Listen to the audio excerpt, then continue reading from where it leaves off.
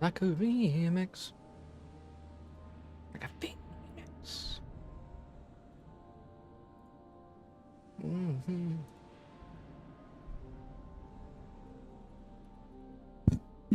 Hey out, everybody.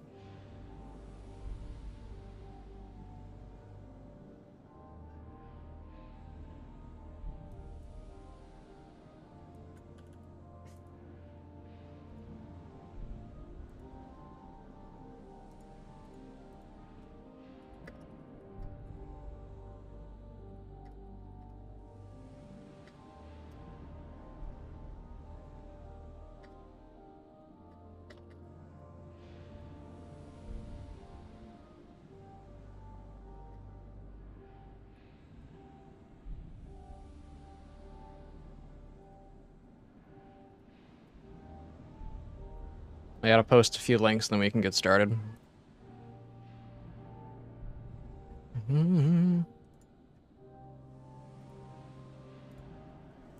Doesn't it feel like time is running out?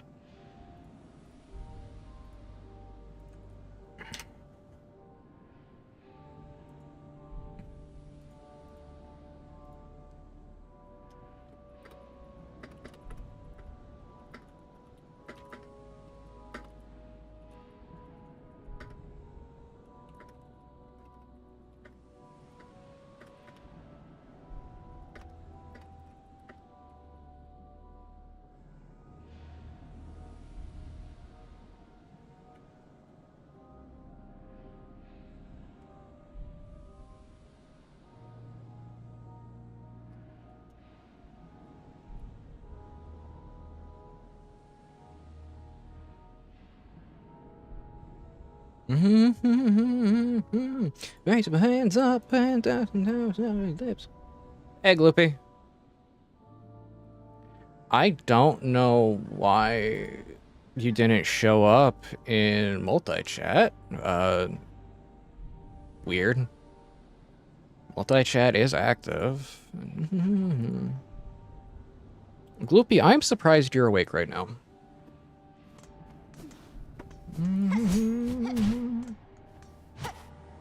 I am genuinely surprised you're awake right now.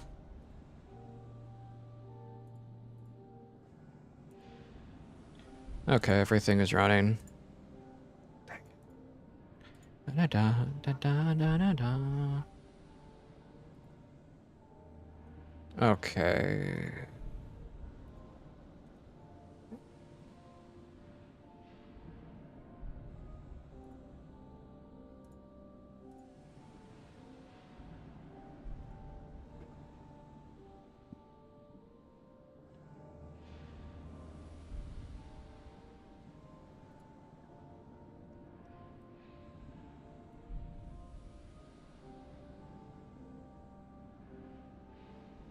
Okay. So everything is working now. We should be good. Yeah, we should be good now.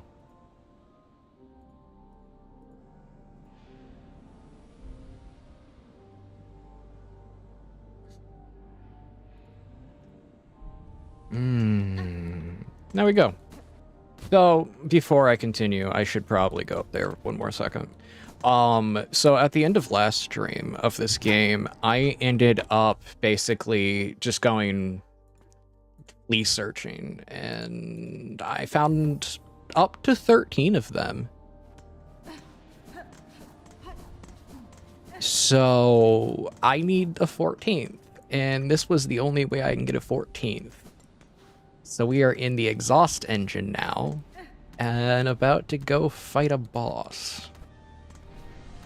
Yeah, that's how this looks.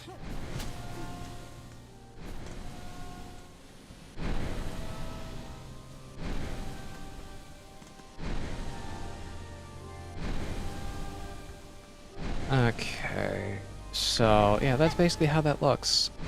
It's gonna be an interesting moment. So yeah, that'll be fun. Let me just wait for the steam to clear as I jump headfirst into a spike. Headfirst. Also, my desk, I have some coffee, and then I also have cider for when my throat gets messed up. Hello, boss. Phantom.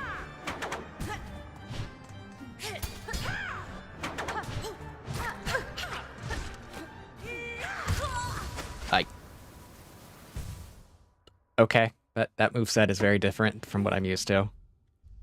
I have 6 shards, which means I'm kind of tool locked right now. This is going to be a pure nail fight, apparently.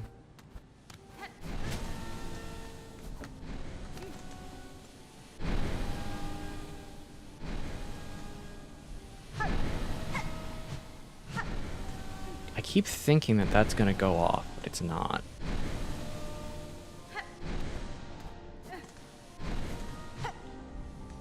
Okay, let's do this.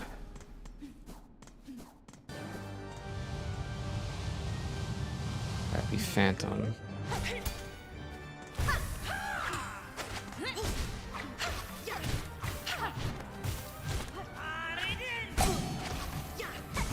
I just got saved by the dice.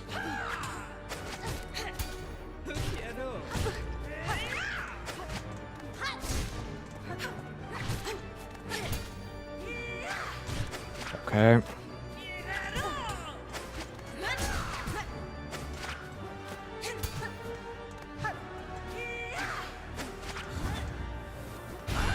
Okay.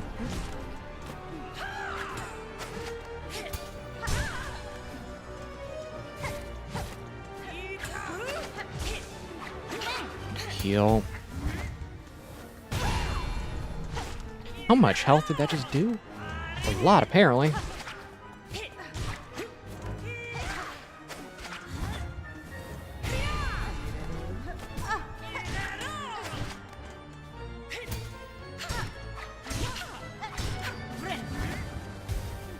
Okay, alive.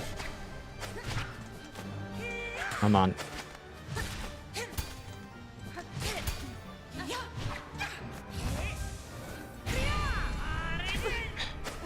Okay. Okay.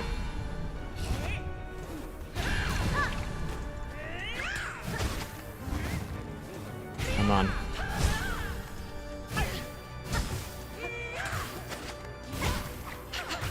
Heal. Sharpen.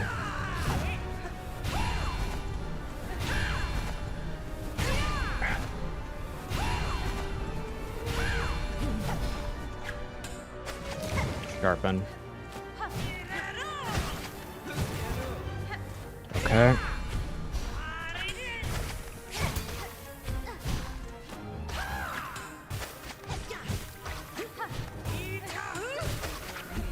Okay.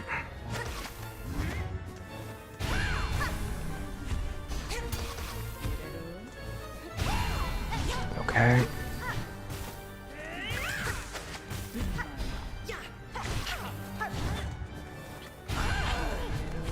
No.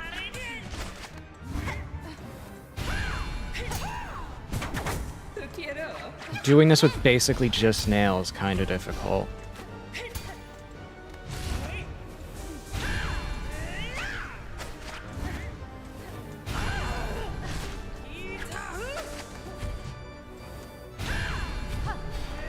Okay.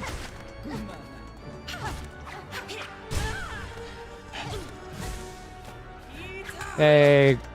Yeah, okay, now I can see your messages on the multi-chat. Friend. Yes, friend. Come on. How did that not count?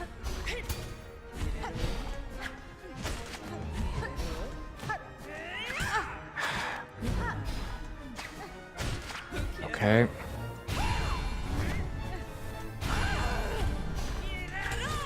Okay.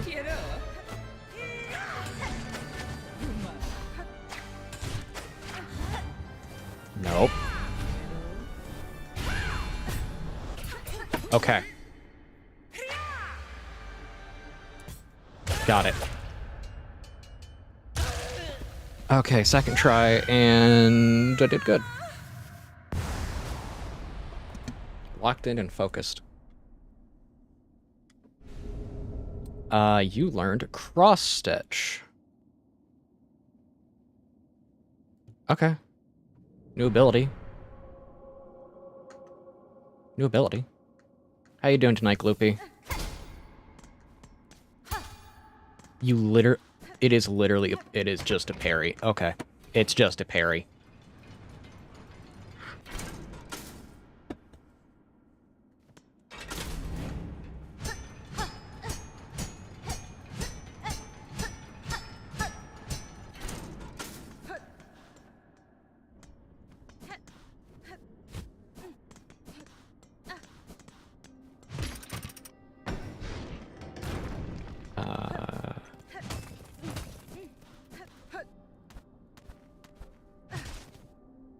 Please tell me there's a flea up here.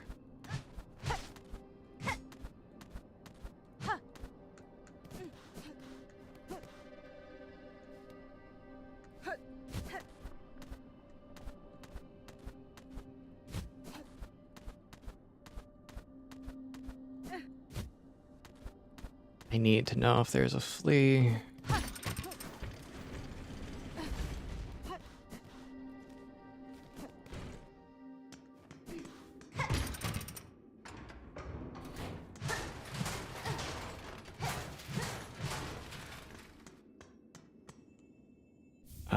Memory locket. Where am I?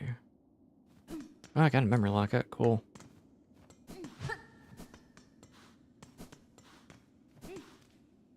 A bellway?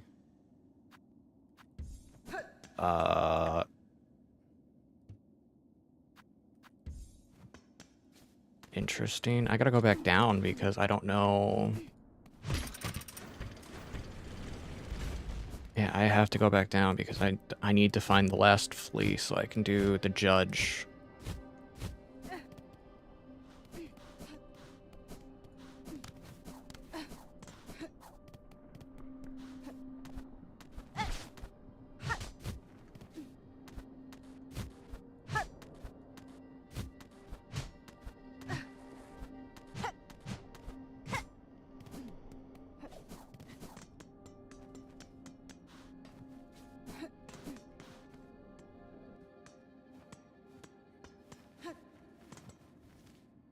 Yeah, I guess I just gotta keep going that way. Don't want to, but I got to. I don't have the rosaries either. That's a bad.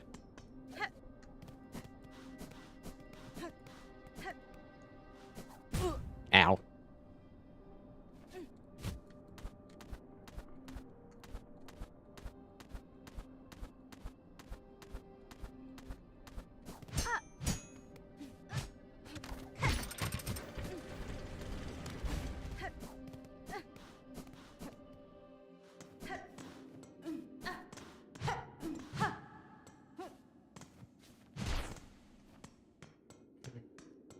Okay, so what is this way?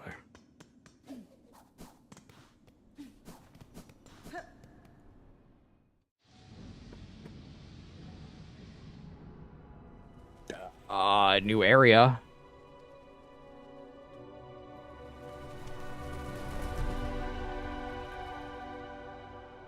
Did I just put myself in Act 2?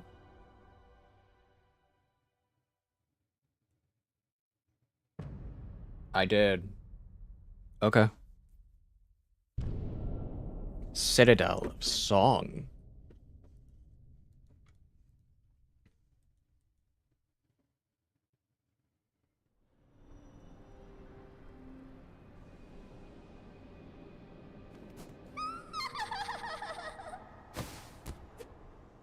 Hello, Blaze.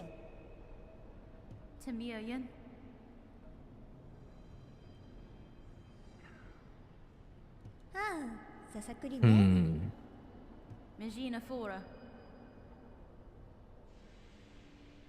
You still think me blind to the form of your liege? Having come this far, this land's grandeur and devotion of its bugs, and the curse that befall them, the signs are clear. Your kingdom is the thrall of a creature beyond bug, one of the higher caste.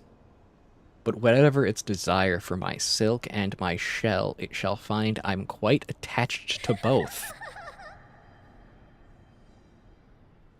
Something of fathomless beings, and still it hopes to stand against one. God, I mean, we literally killed the sun in Hollow Knight. Where do you hide this boundless strength you claim, spider? I've watched your struggle towards us. Yours was a painful, broken trek. One needs grace to stand before the divine. Then, best you keep watching, child. I found those who claim themselves a god can rarely match the title. And experience tells me, even gods can fall. I mean, her brother literally killed the sun. Like, it's not even rare. Her brother killed the sun.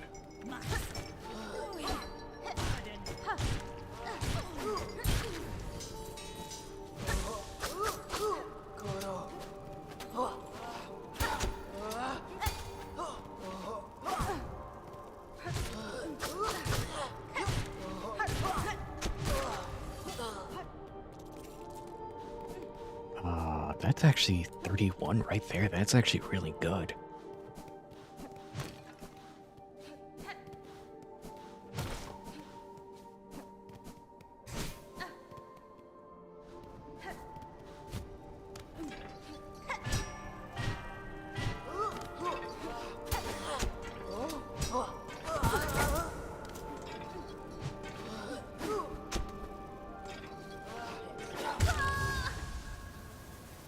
Oh, that was cheap.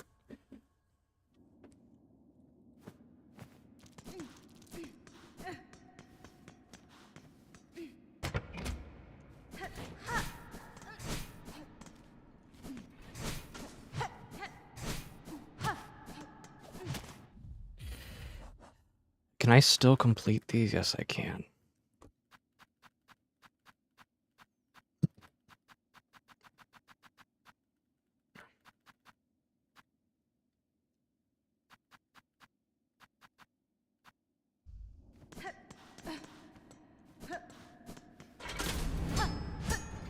Because I want to be able to do all... I want to do all the missions.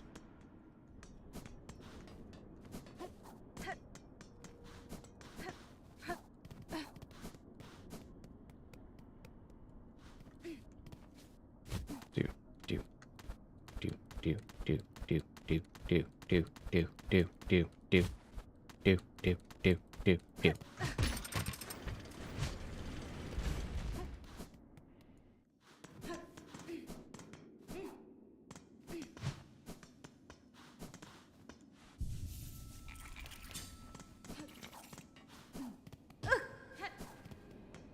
It makes a sound when you thud into a wall.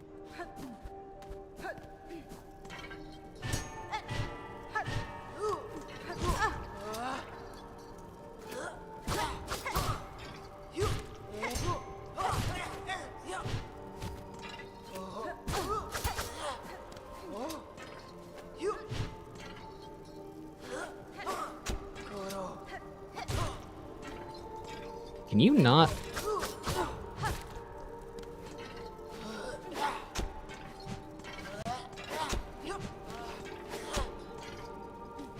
Thank you.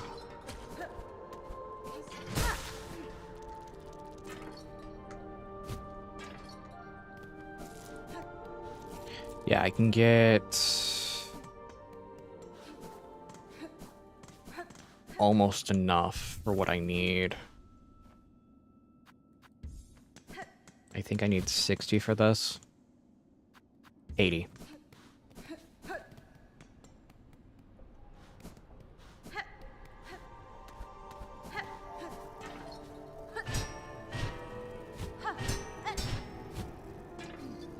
You know, if I could jump, that'd be nice.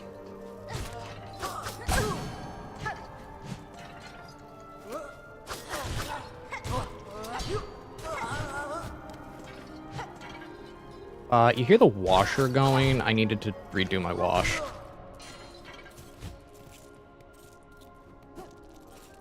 Puts me at exactly 70. Okay.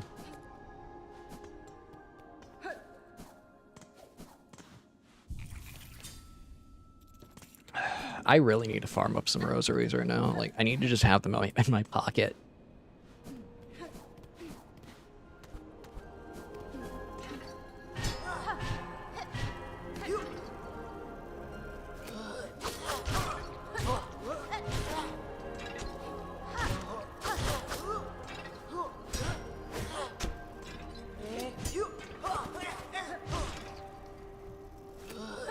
Got it.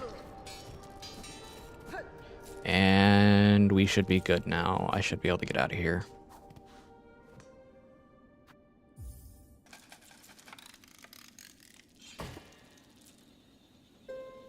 That takes me out of here.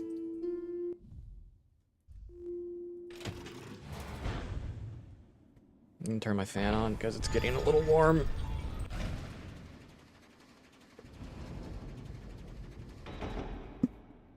Yeah, this fan has been putting in a lot of work, I'm gonna be honest. Like, more work than it realistically should.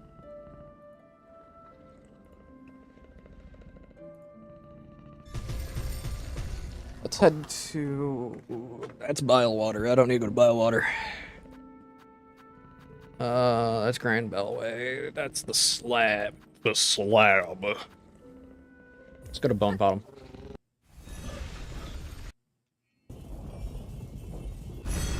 See if there's any more requests I can do.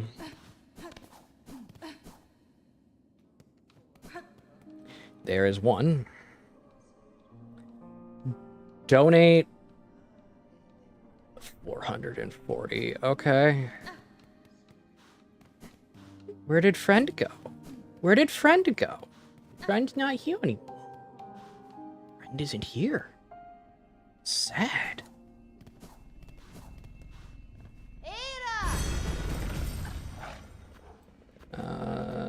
Not the marrow. Bellheart. There we go. To Bellheart.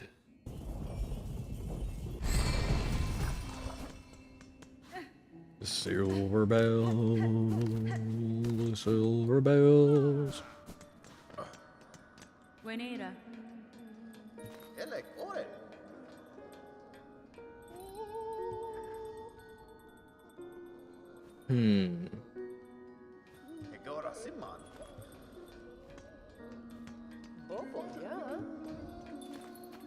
Okay, yours is still the same.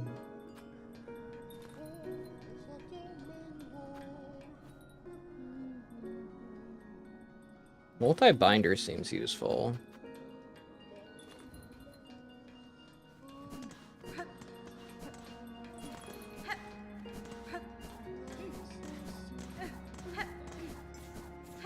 I feel like the pilgrims from Bone Bottom should probably be here.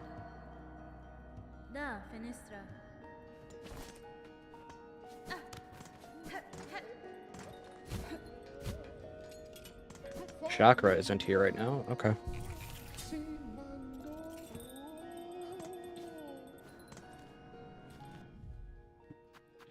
Okay, so I need to go to speak to Krieg in the halfway home of Greymore. Okay.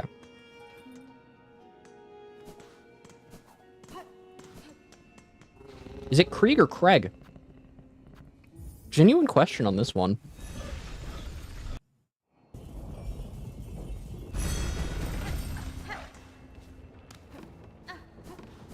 Because, like, in the United States, we say Craig, but, like, in Europe, they kind of say Krieg. So, which one is it? I also know in Australia they say Krieg.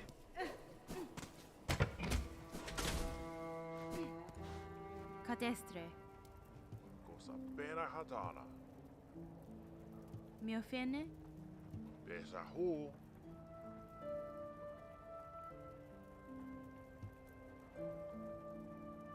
Heuba.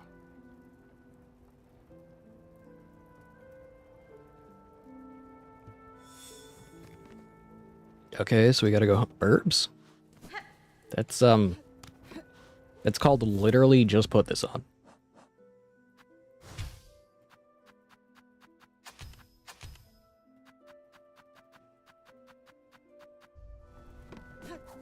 There we go.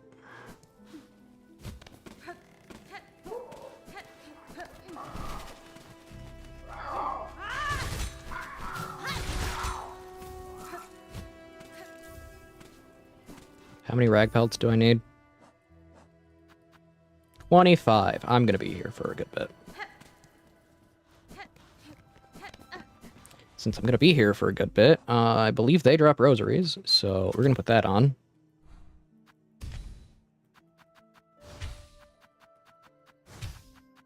And we're gonna put that on.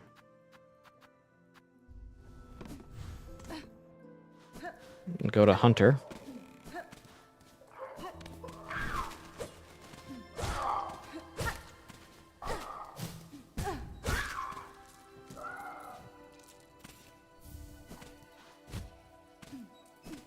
Actually, I think there's a better place I can go to get them. Yeah, I have an idea.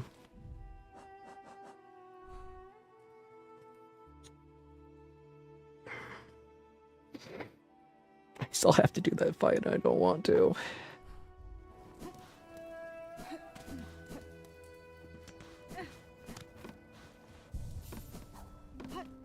Yeah, I'm just gonna do this the slow way. AKA the safe way.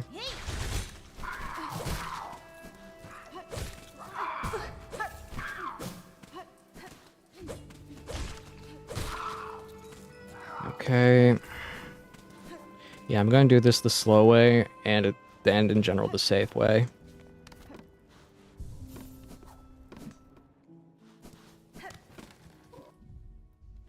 At 30 right now, that's fine.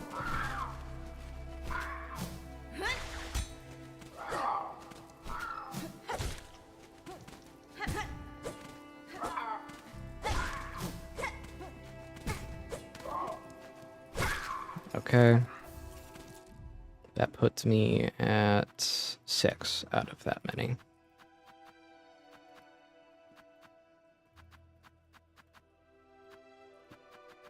So now we gotta do...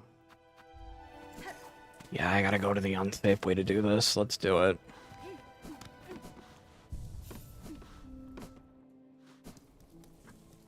The unsafe way is I start making my way across the map.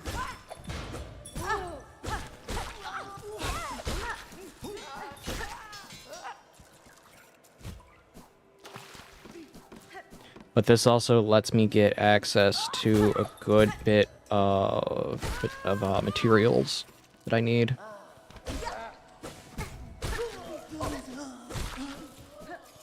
Okay. I really need to get a bunch of rosary strings going.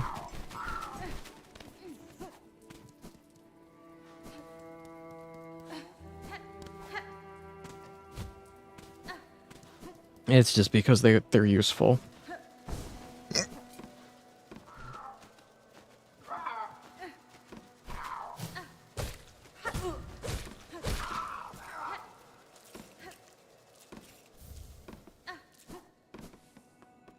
Now, is it only the small birds that give me what I need?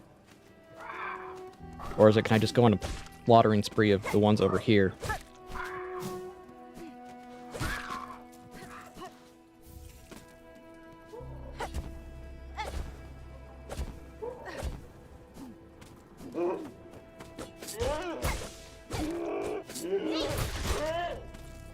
Nope, I can do all of them. Gonna go here for a bit.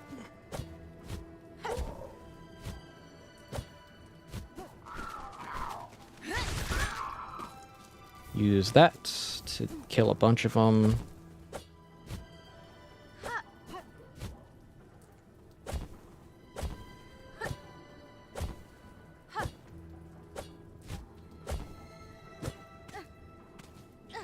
Yeah, that's... I know this is probably a better forms of transport, better form of jump, but like, I cannot stand the diagonal down.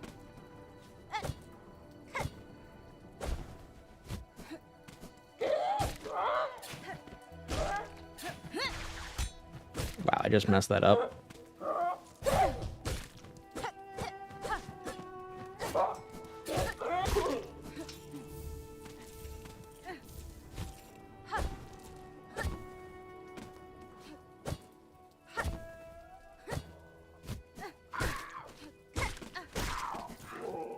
How many am I at now?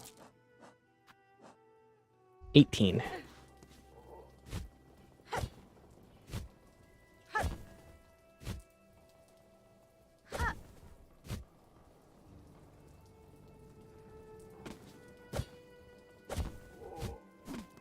Yeah, I gotta go this way.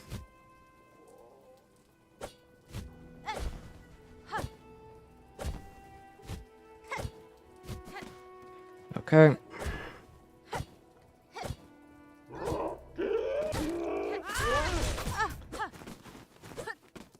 I can't believe I messed that up.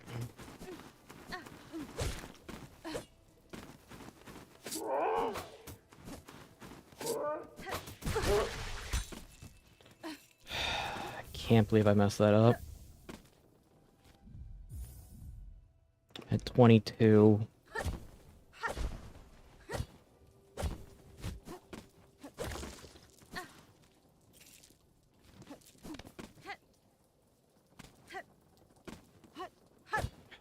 Doesn't help that I'm not exactly the best position right now.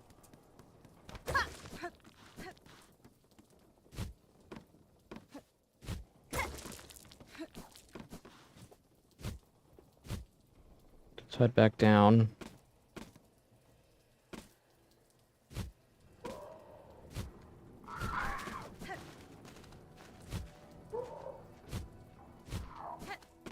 Let's go this way. Midnight stream? Yeah, Alphine. I slept all day because I wasn't feeling good. And I ended up basically just being asleep for a long time. And I'm not going to be able to go back to sleep for a good bit.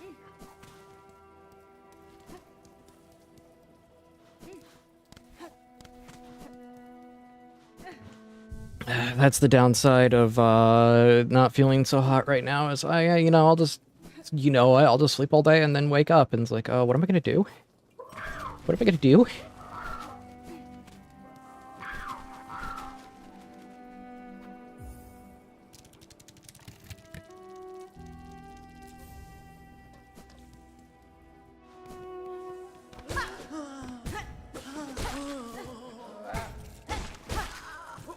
I got another rosary another rosary strand. Keep it on me so I have pocket money.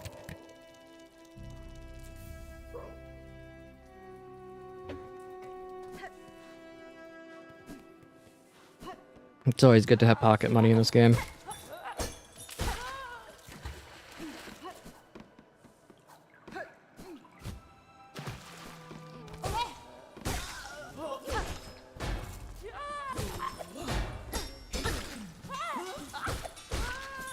Okay. I can get the last 3 here and then call that, and then I can do a bunch of side quests realistically.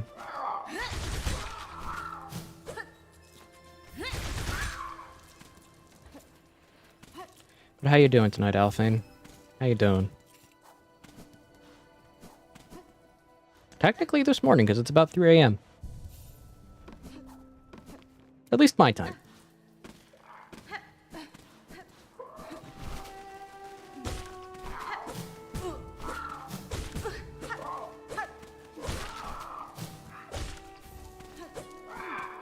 I got what I need.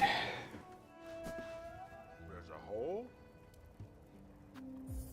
Give the rag pelt over. Sono abade. Crawl bug cleared. Beharo. That's fine. Crafting kit expanded. Neat. I got the tool damage upgrade.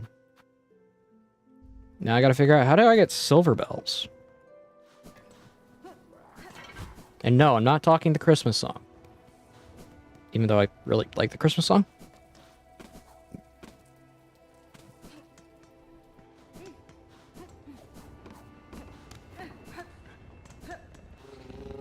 Silver bells, silver bells, Christmas time is ringing.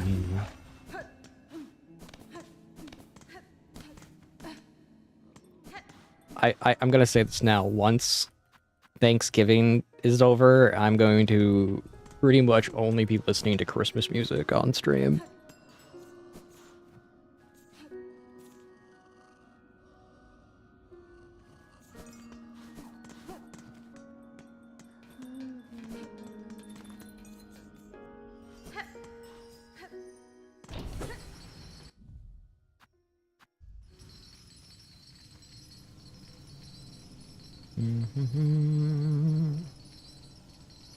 Okay, we gotta go this way now.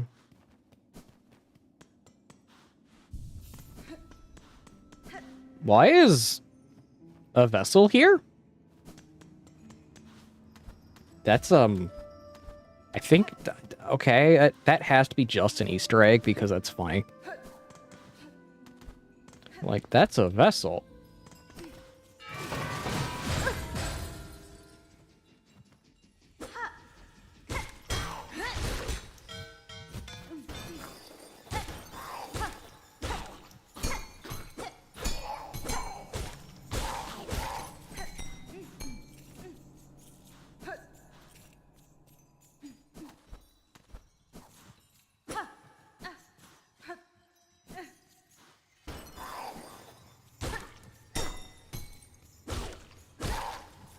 Yeah, just stay down.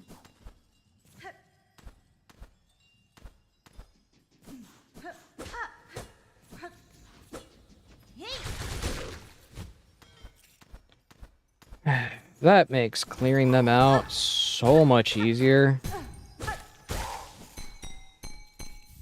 Oh, that's how you get it.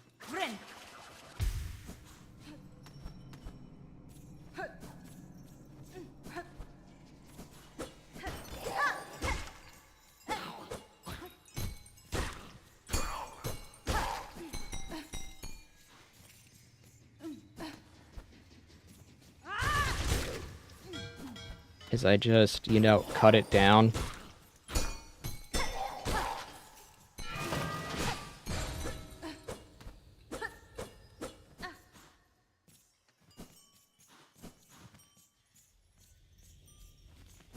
There has to be more to this area.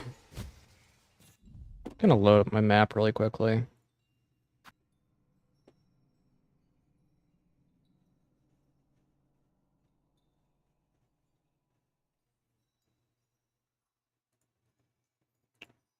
I should have a map I can look at.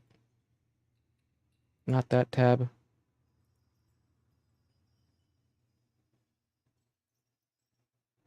Hello. No, it's this one. Silk Song map. There we go.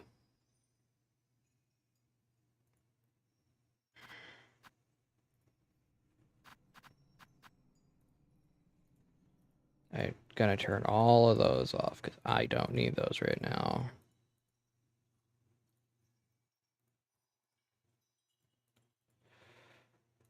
Hide all. There we go.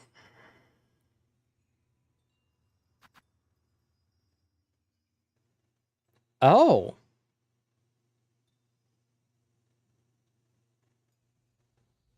That's what that room is for.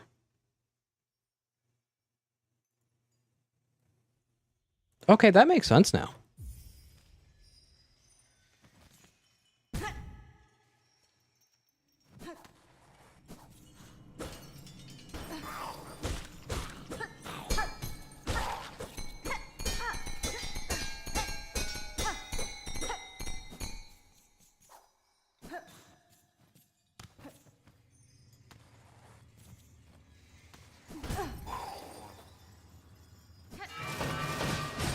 That's what that room is for now. That makes so much more sense when I think about it.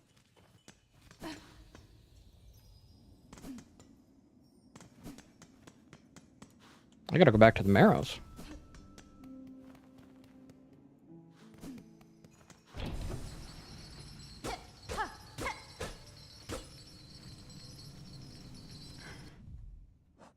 Because apparently that room that I don't have open is connected to Bellheart.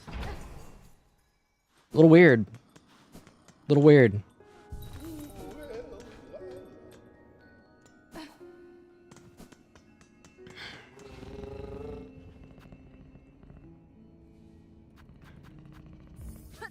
To the Marrows I go. Yeah, Link. Late night streaming.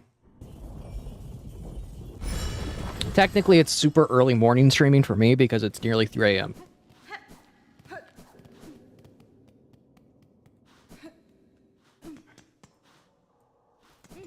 But yeah, I can't sleep. I slept all day because I'm not feeling good, and then I pretty much just don't have anything to read right now because I'm up to date with all my books.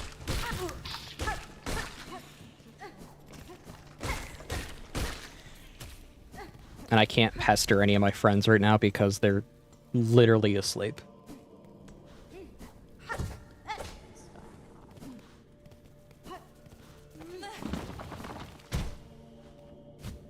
Otherwise, I'd probably be pestering Faithful. I'd be pestering Faithful and Soldier.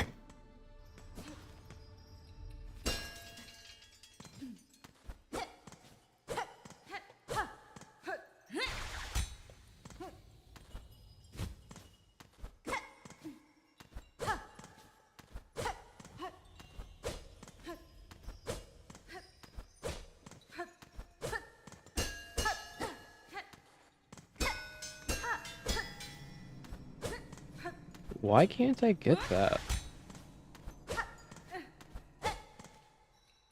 Okay. Strange. But in the morning, it's gonna be so tired. Not really. Not really. Not gonna be all that tired.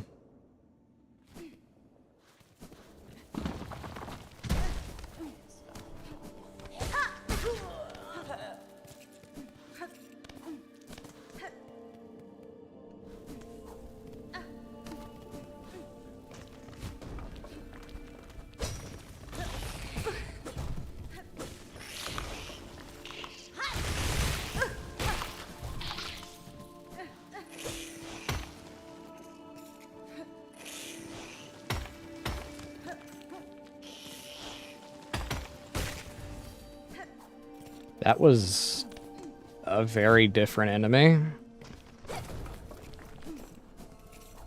I can add that to the compendium. Not the compendium I want, but like a compendium.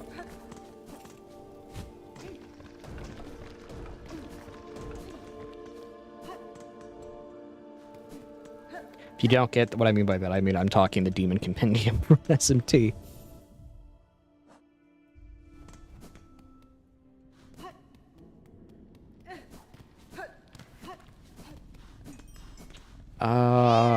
I believe I have Hunter's Marsh open right now.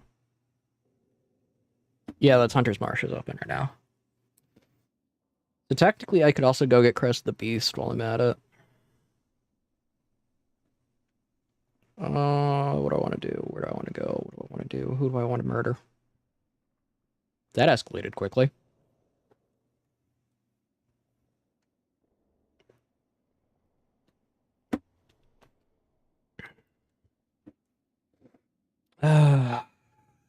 Can't do the Bellheart quest right now. Yeah, let's go do the... So I need to go to Deep Dock, and from Deep Dock up.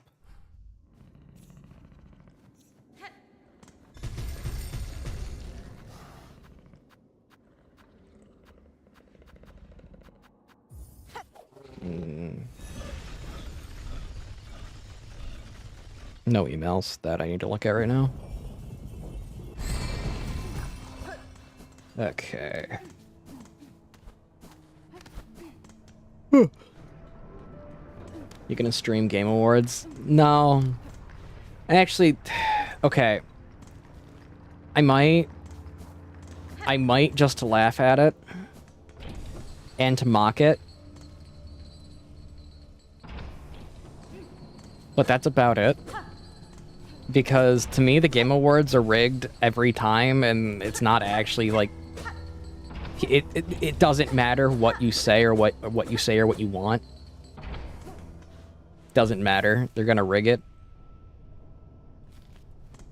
So I probably, if I do, it's going to be Let's Mock the Game Awards stream.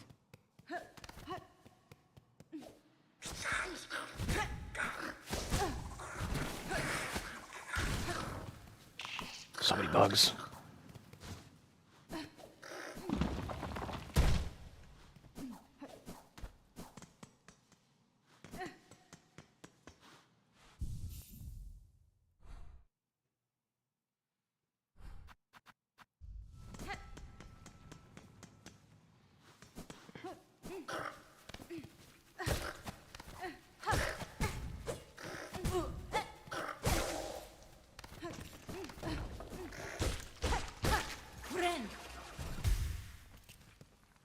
I wonder what game they're gonna sugarcoat. I mean, probably a lot of them.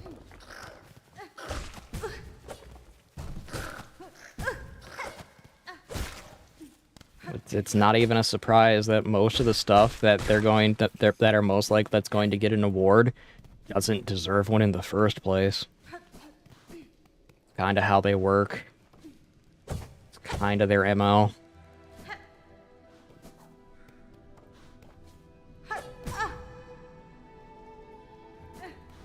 Okay, we're just gonna jump it.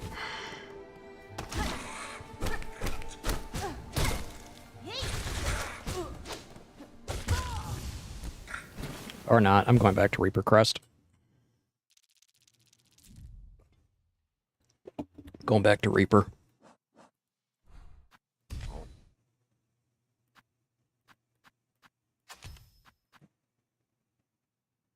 These Game Awards are perpetuitous. It's too early for big words, Gloopy. It's too early for big words.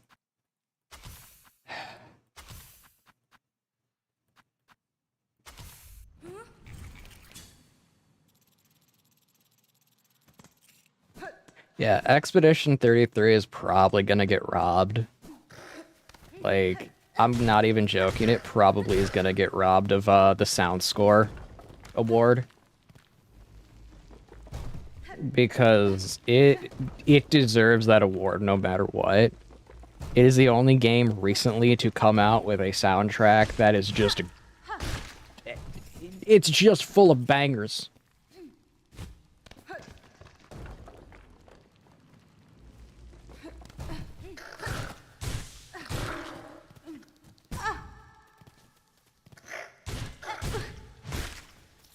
And I know people are going to say, what about Silk Song? I like Silk Song's soundtrack, but I like Expedition 33 is a lot more. I love the soundtrack for E33.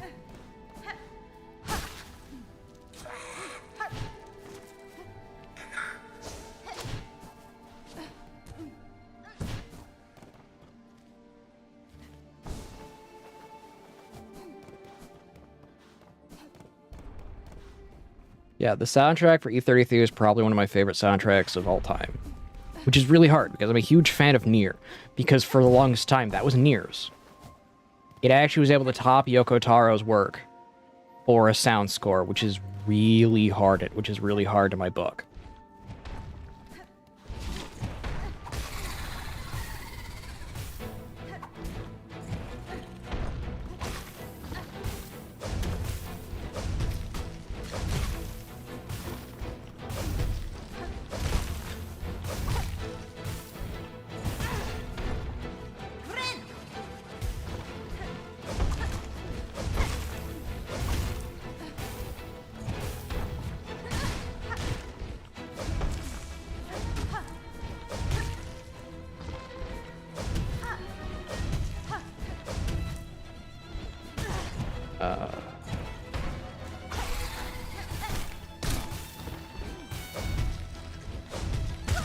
Dang it.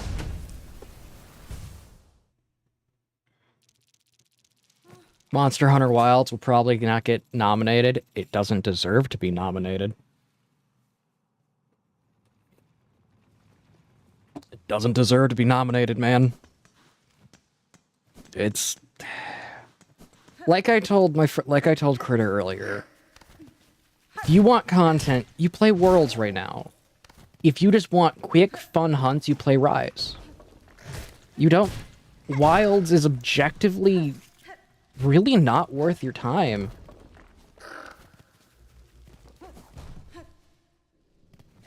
Like, you play it if you're a big Monster Hunter fan. That's really about it. And even if you are a big Monster Hunter fan, you rarely play it. Because you probably have a much more you probably have a game that you like a lot more in the franchise. If you want to play dress up, play Wilds. Exactly. If you want to play dress up, you play Wilds.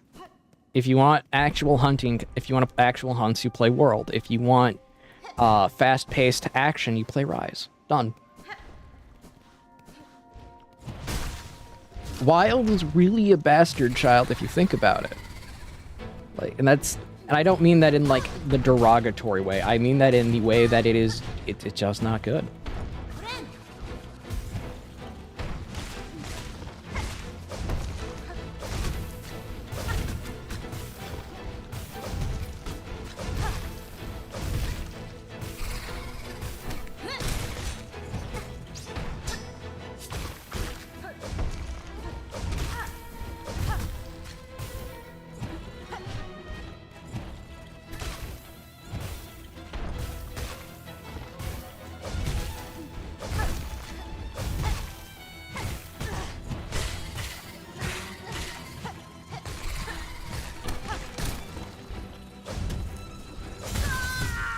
I got stuck. I couldn't move.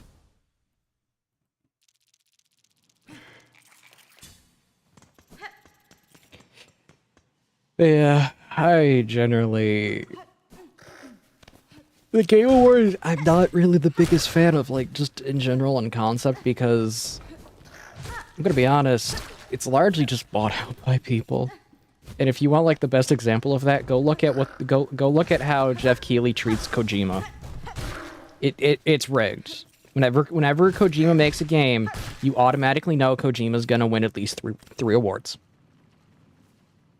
And if you think I'm lying, go back and look at past Game Awards. You'll realize very quickly, every time Kojima has made a game, he's usually won best cinematography, best soundtrack, and specifically best voice acting.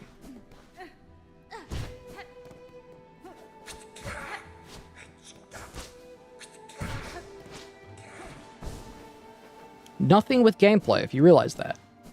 Absolutely none of that has anything to do with gameplay. The only thing that matters when it comes to Kojima is cinematography, sound score, and specifically voice acting. It's almost like Kojima makes movies, not games.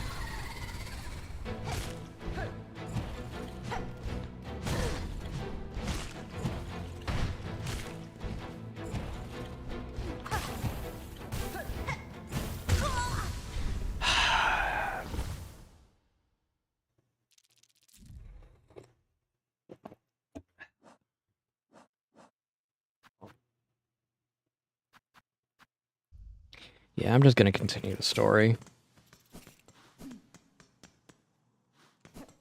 Yeah, it's not. It's not Game of the Year.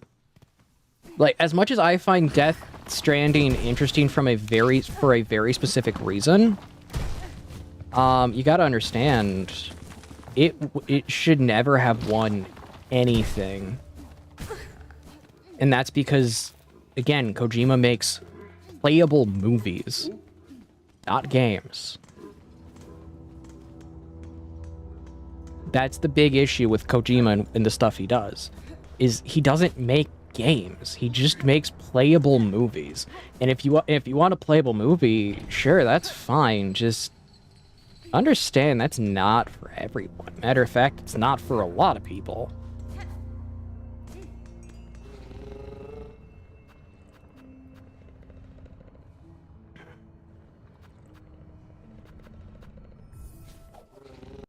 Like, it's honestly just kind of not worth it.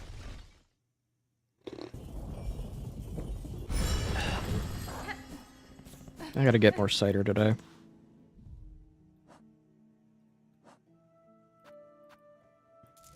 I just want to see what new games get. Yeah, I can get that.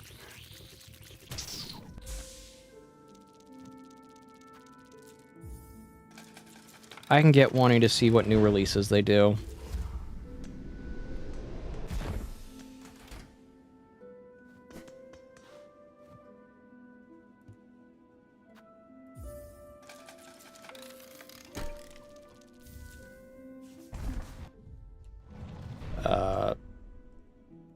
Excuse me?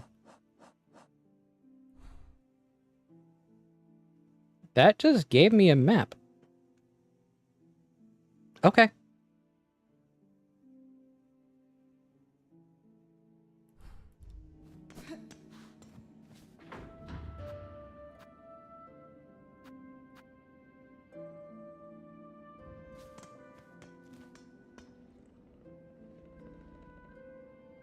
Interesting. Let's go exploring then.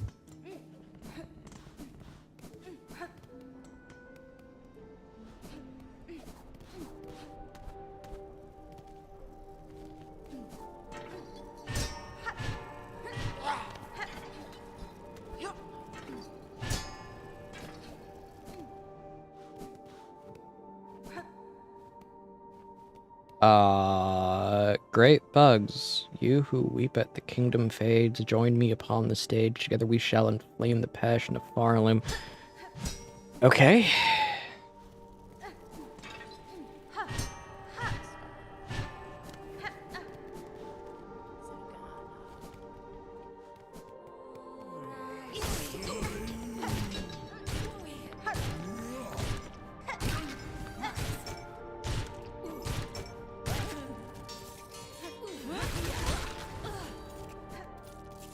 Well,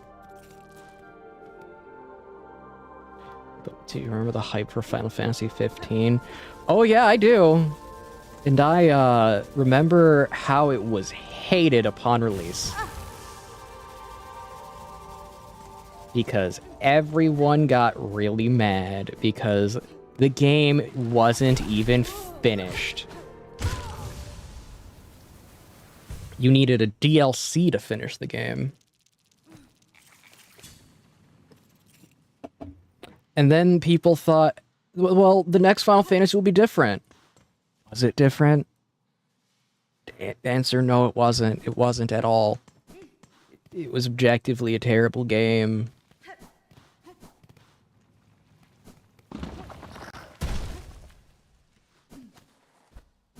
Yes, I will sit on this hill of me hating modern Final Fantasy until Final Fantasy either fixes itself or dies.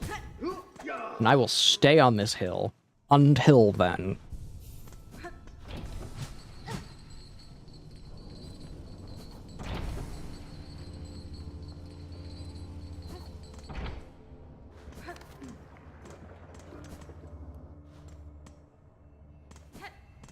Because modern Final Fantasy is not a JRP, does not play like JRPG should. It plays like a Western RPG, which Western RPGs have been awful for quite a few years.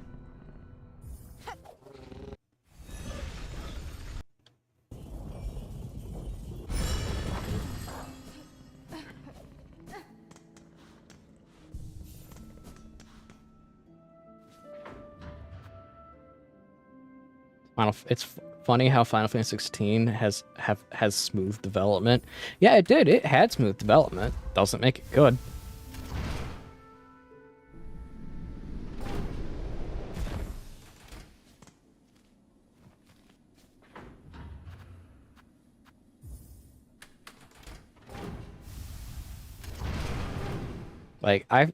This is the thing people talk about when Final Fantasy comes up. It's like, oh, you just want to play the classic games again. It's like, no, I don't want to play the classic games. I want to play what made Final Fantasy into the namestay it is. And that is as a turn-based, either traditional turn-based or action or ATB, which is literally just turn-based with extra steps. That's all it is. And that's what people want to play. People don't want to play the modernized version because the modernized version isn't what made Final Fantasy in the first place.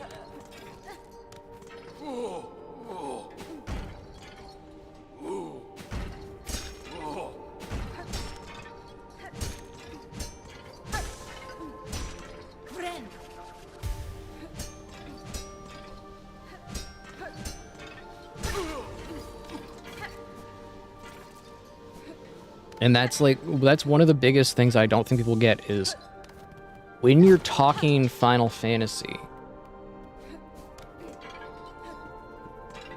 it's a 6 out of 10 game. I get that. I get that because there's a lot of people who enjoy action RPGs. If you enjoy action,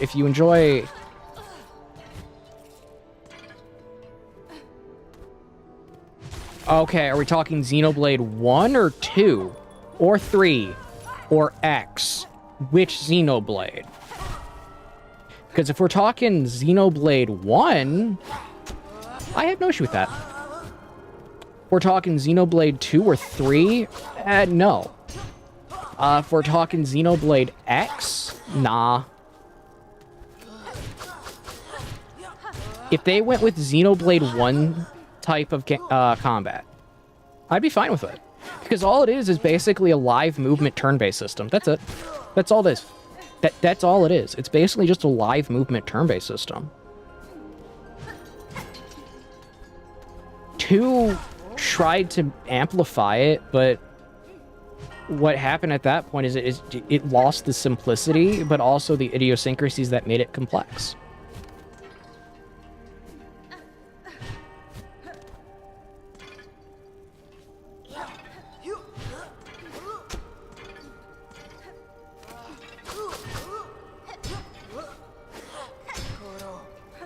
Yeah, the first game was very interesting in the fact that it tried to play real-time, but it also wanted to be turn-based. So what happened is they made exactly what they did. They made a hybrid system, which that hybrid system is objectively better than what Final Fantasy VII did.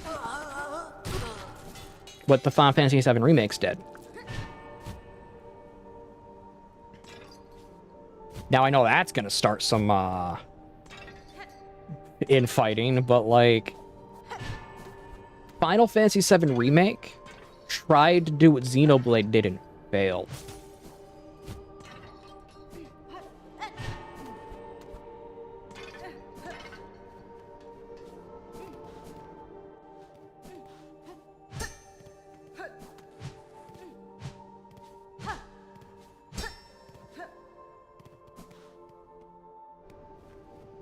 Matter of fact, I would play Xenoblade 1 on stream. It's just I don't own any of the consoles for it, and I don't feel like emulating it.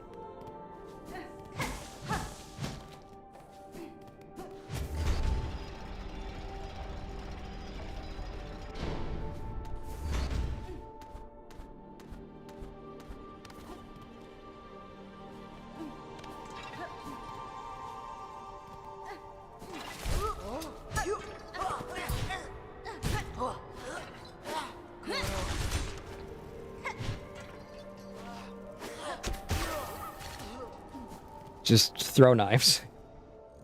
Problem solved.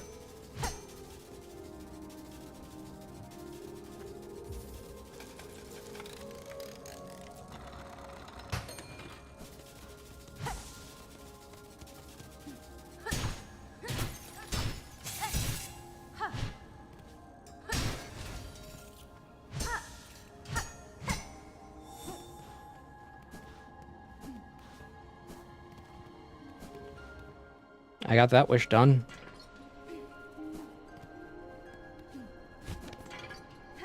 But yeah, like, if we ended up with a lot of the stuff that, like, Xenoblade tried, or a bunch of other games tried, realistically, I think you would have, like, a major renaissance of the role-playing game genre as a whole.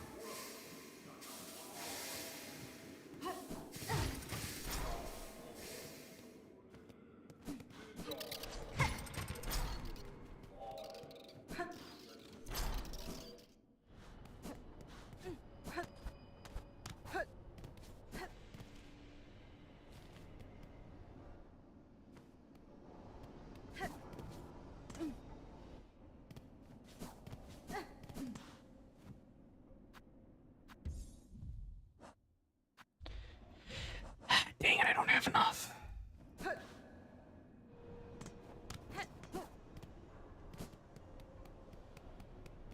Because, like, I'm going to be honest, I wouldn't mind if something used a similar system to original Xenoblade. I wouldn't mind if something used what was original to specifically Xenogear. I wouldn't mind that either.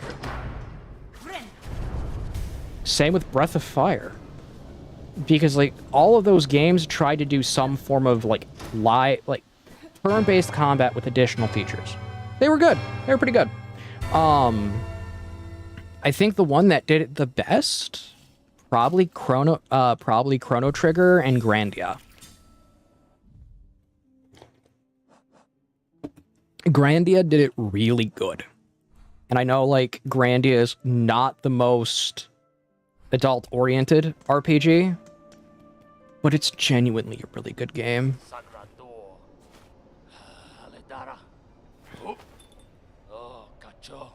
Has been?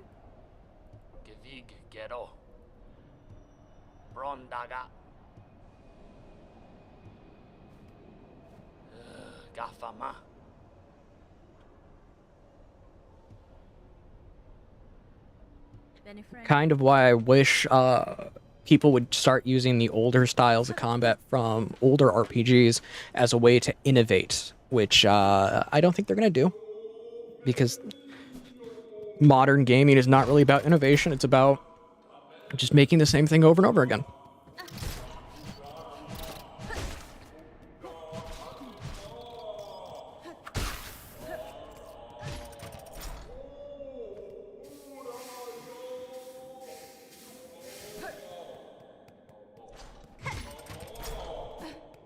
You gotta go this way.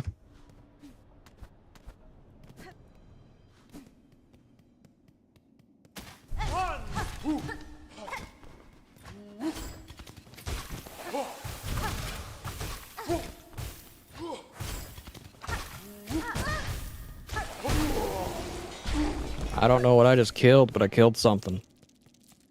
Dropped 32 beads.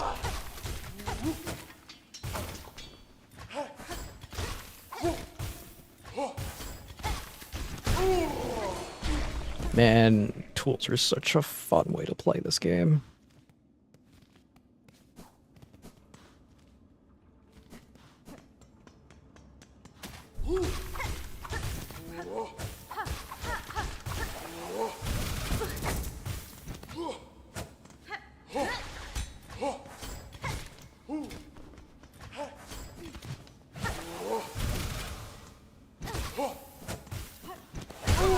Dang it.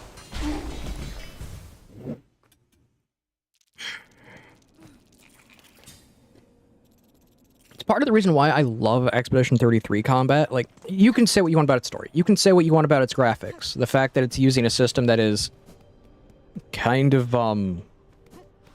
outdated and runs really badly. I will give you that. I will give you that. But at the end of the day, it is genuinely a really fun game that does a lot with the entirety of basically a live turn-based. Again, it tries to do what Final Fantasy VII Rebirth did, but actually succeeds.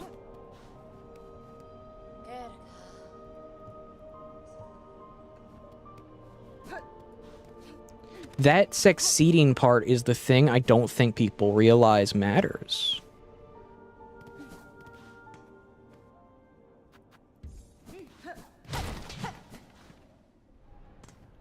And Final Fantasy basically just at this point has survived off name recognition and name recognition only, which isn't good.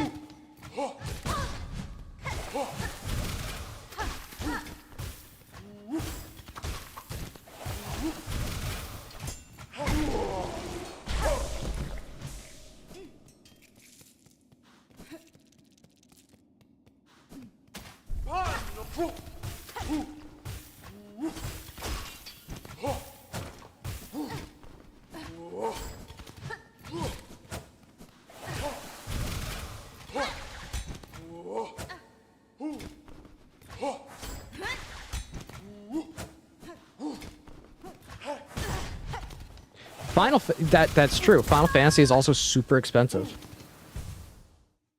because they're going for playable movie type of cinematics, and I don't think people realize.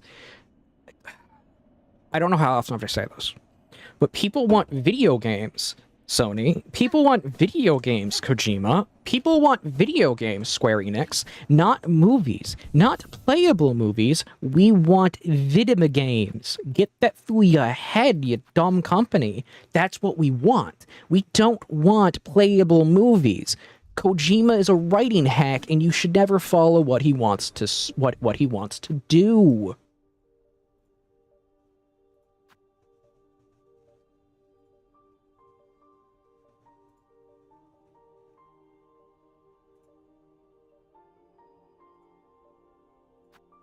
That's gonna get clipped and then put as a short. I realized if I say something or just generally clippable, I can post it the same night or day of the stream and it will somehow gain traction. I don't know why, but YouTube Shorts is a thing. YouTube Shorts destroyed YouTube.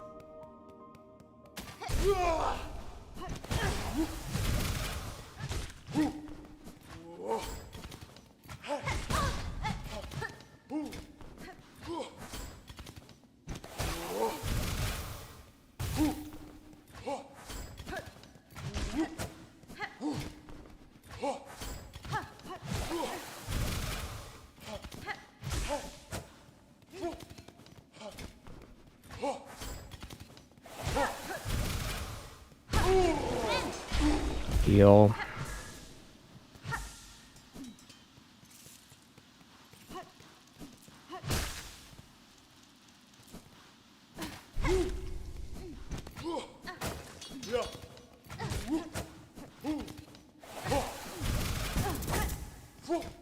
That hit me. Unintentional, but it hit me.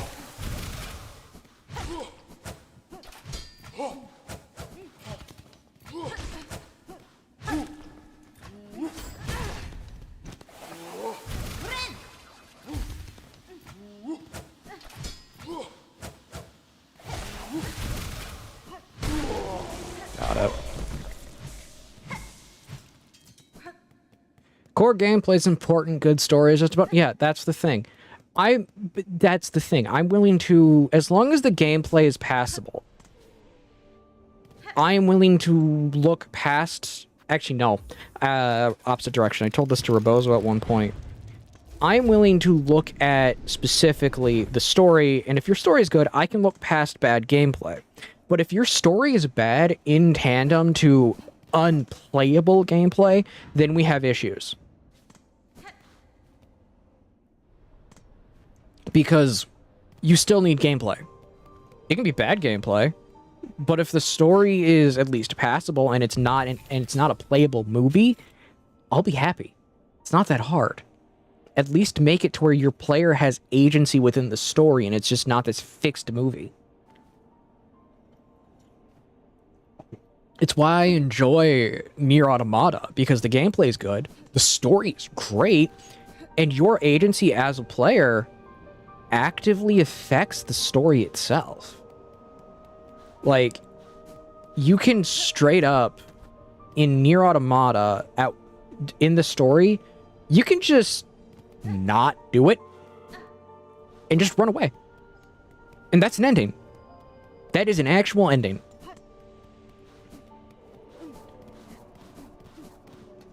I believe that's ending E, if I remember correctly. Where you just leave the battlefield once the giant robot with basically a circular saw of scoops come out. I forget what the Goliath machine. Same thing with ending a meal. Like, it's such a good example of why story matters.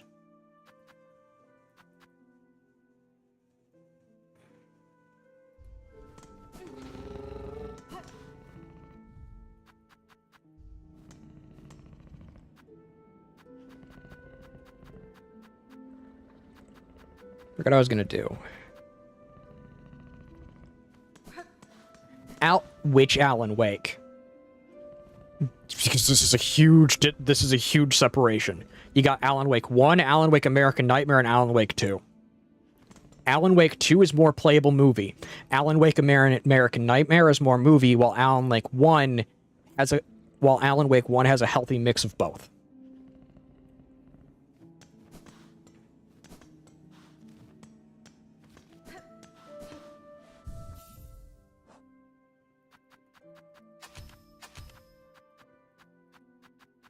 Like that's the thing about Alan Wake is you have like 3 different versions that you can technically play in how you want. Do you want more gameplay? Do you want more story? Do you want less gameplay? Do you want less story? It's very interesting.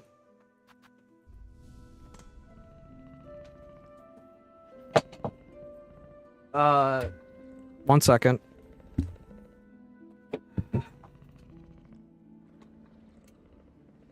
Shirley? Outside. Outside.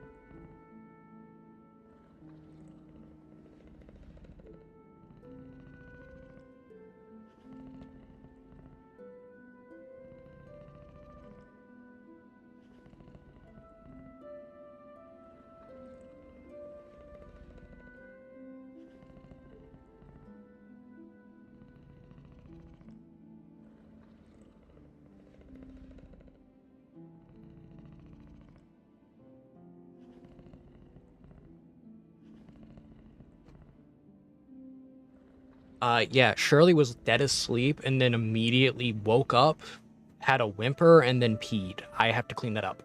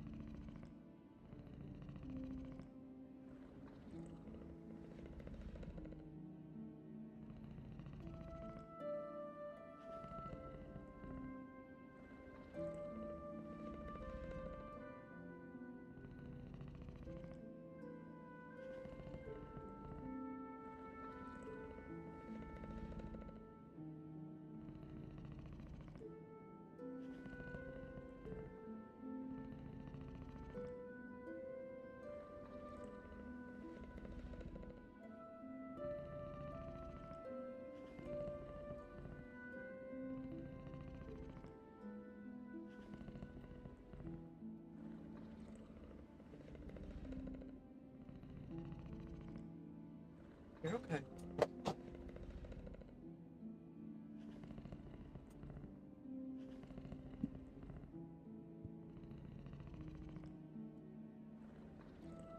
Okay, I'm back. Yeah, Shirley had a little accident, and it was one of those ones where it's like, she gave me the look of, I didn't mean to.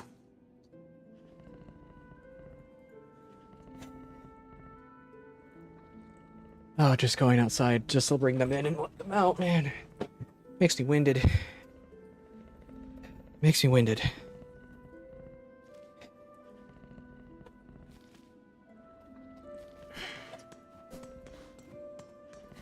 Okay.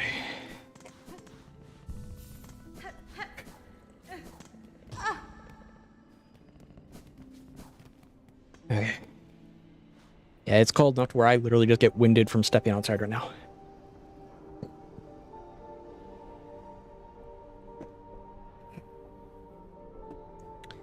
I gotta find my winter gear.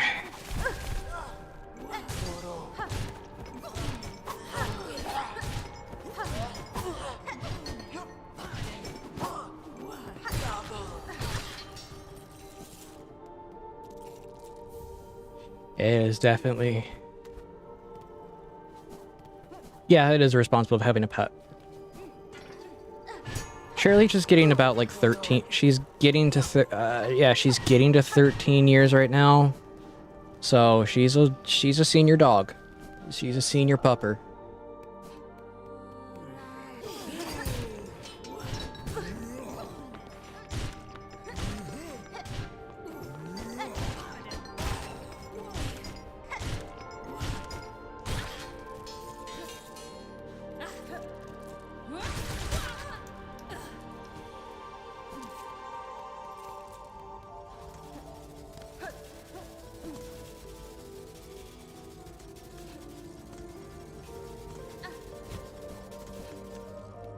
And having a senior dog isn't always the easiest for people.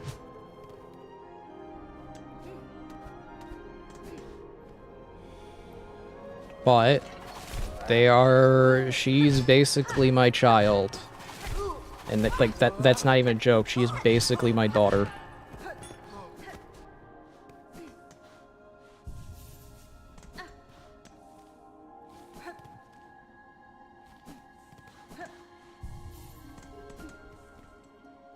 We have raised her since she was not even...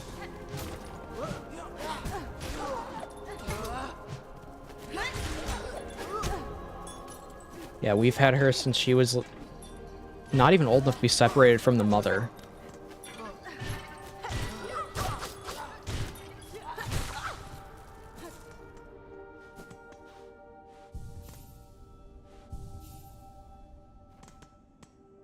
Technically old that you now. Yeah, I do feel old.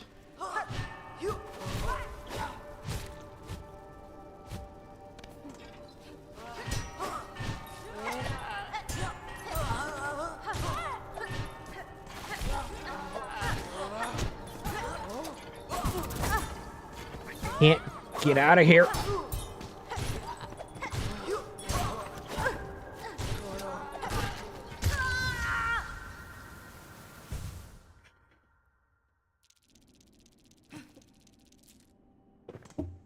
I need to equip some tools.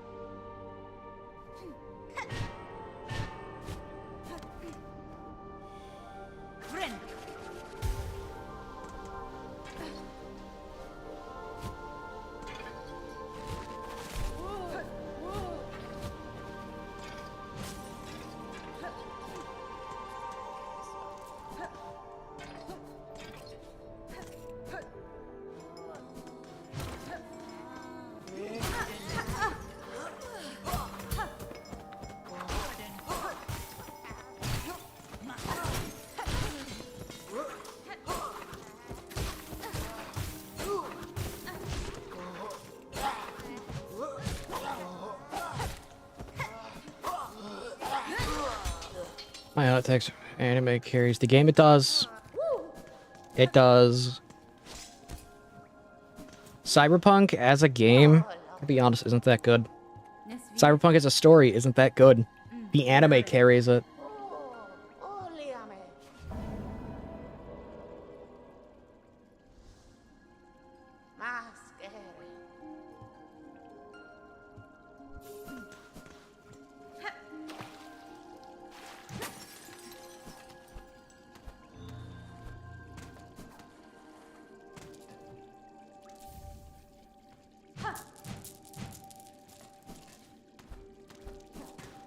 And that's just a fault of the fact that it's relying so much on the game. It's trying to rely on the game IP without understanding that it can't rely on the game IP, because the tabletop is nothing similar to anything within the game itself.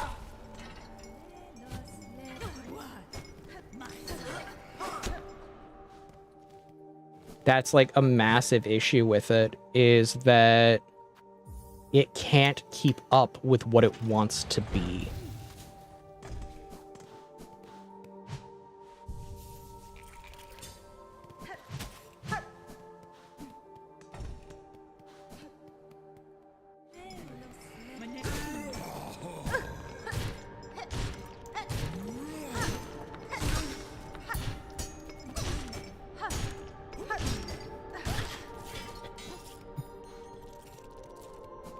Yeah, overhype is a really bad thing for games. I get that people say, like, why is it a bad thing?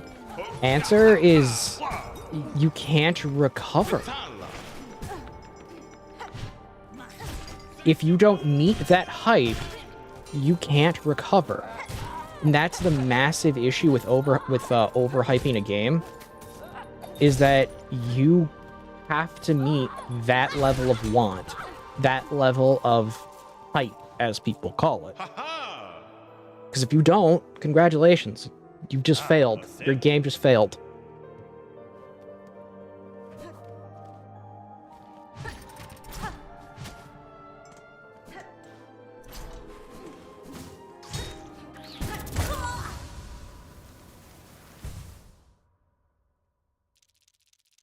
That's the big issue if you put so much into your game and then release the concept to the public without actually maintaining the original idea. It's why I found Team Cherry's thing of, okay, what we're gonna do is we're gonna release the trailer literally 2 weeks before we put the game out. What they did is perfect.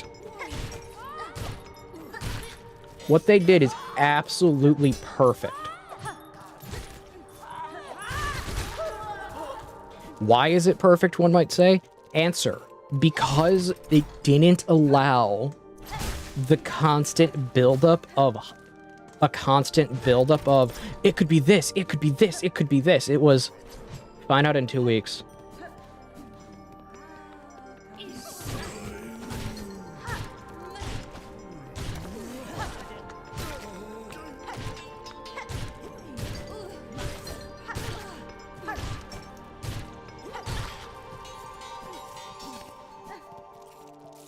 And that nature of just saying, well, you'll find out in 2 weeks, really saved the game in my mind. Like, saved it from basically any form of backlash that it could potentially get at launch.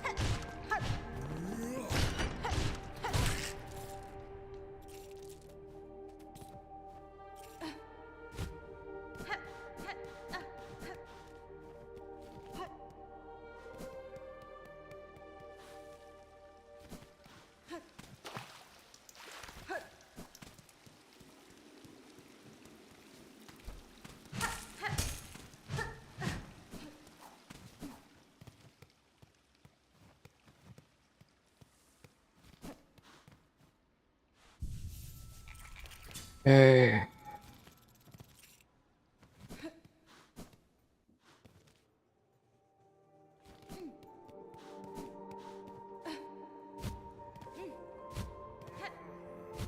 Let's continue going down this way.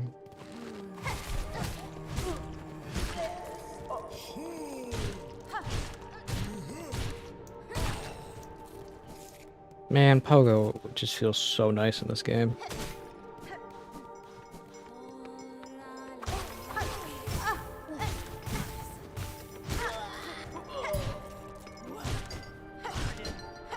Pogo with Reaper Quest with Reaper Crest just feels so nice.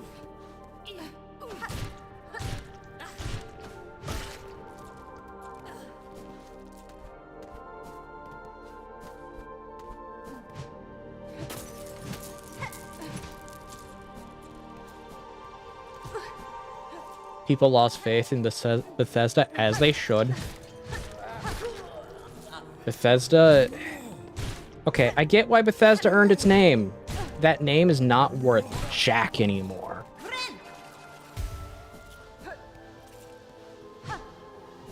That name is absolutely worth nothing.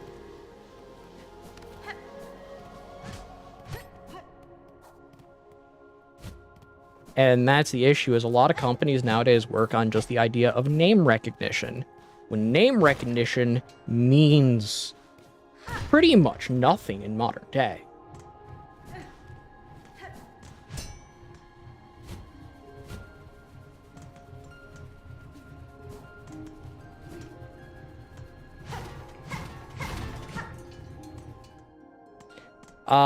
When was Bethesda's last peak? Gonna be honest, I don't know.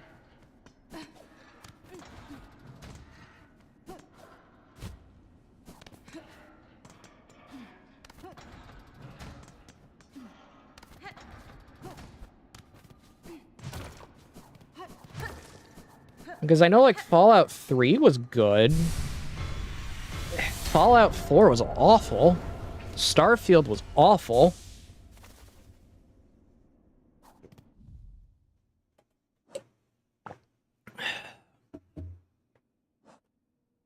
Really, it's... I don't know. Where's Operator when we need him? Actually, I know where Operator is. He's currently asleep.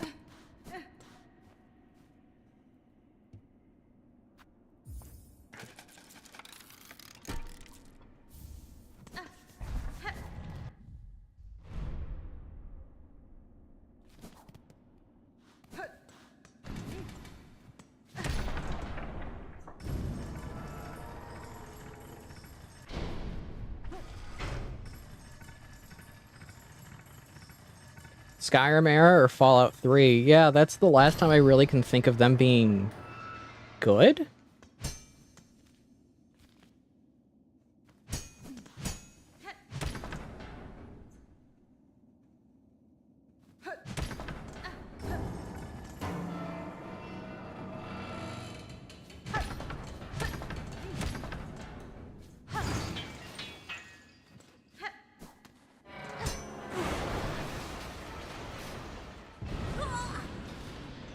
What did I just do?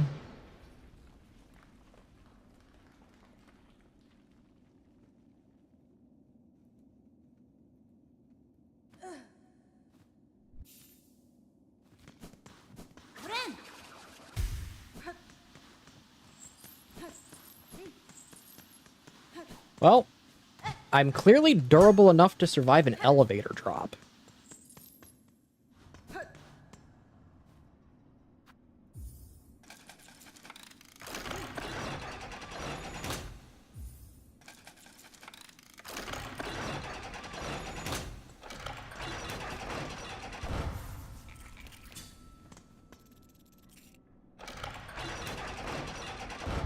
I'm pretty sure if you do this I think if you do this enough times, it will jam.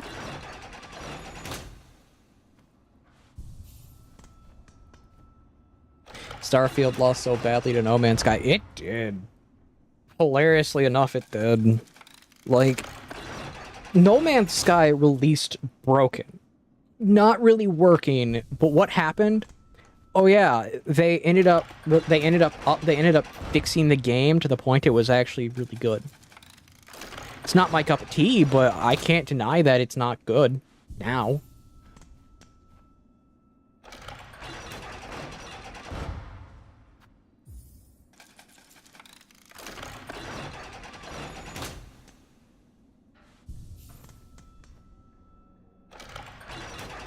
Yep, nope.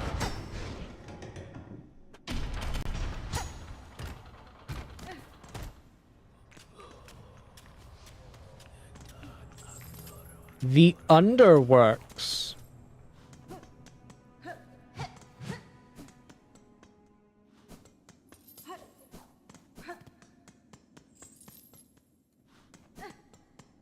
Only has one loading. Yeah.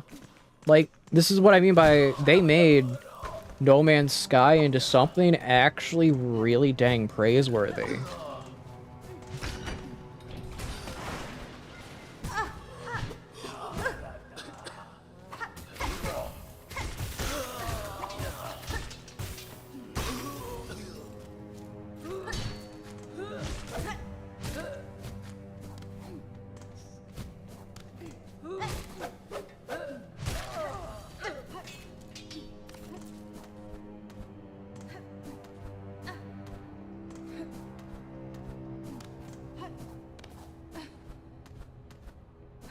Now, I still stand by my statement of it's not, like, a game I would buy, but it's a game that people really enjoy.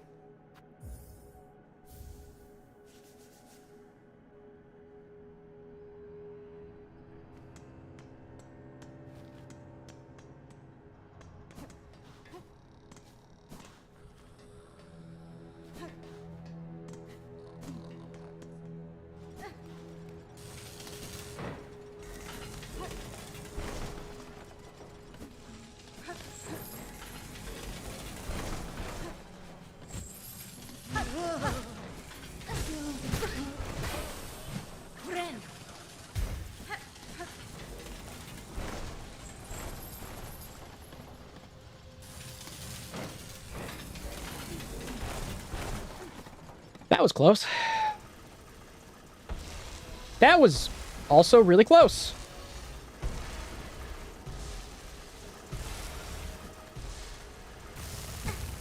Dang it.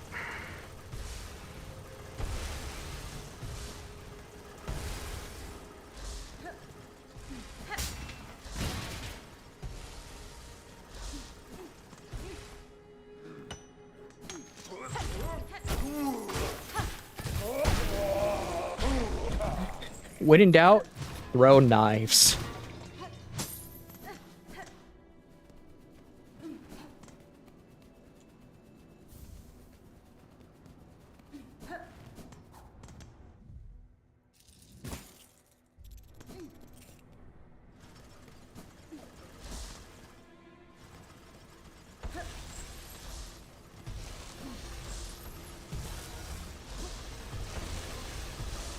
Okay. I think Bethesda's peak was... One second, I gotta kill this thing so I don't die. I think Bethesda's peak at Skyrim era did the last solid game they made. Yeah, I can see that.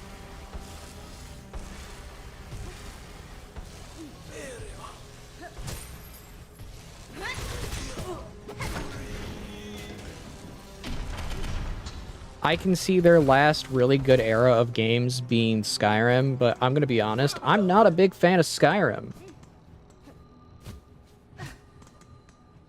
Like, I'm sorry, I'm not. I find it monotonous, and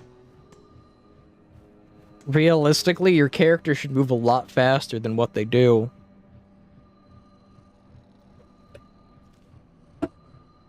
Yes, I know, heresy.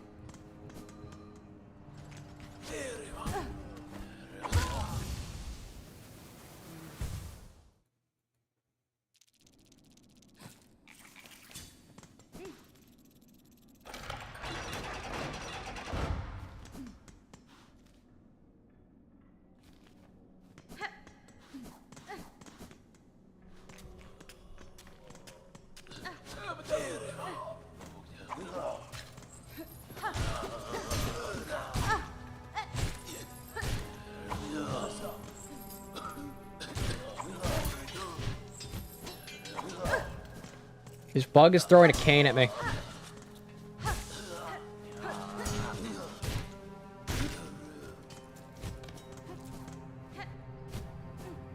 Yeah, Fallout and Skyrim, Fallout 4 and Skyrim heavily rely on you having mods to be, you know, stable.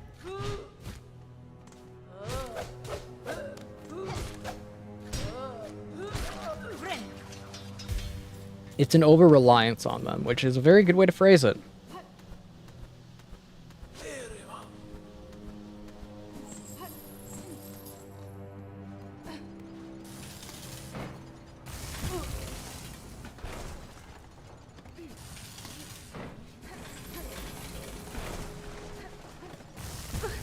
Okay, so you cannot dash that.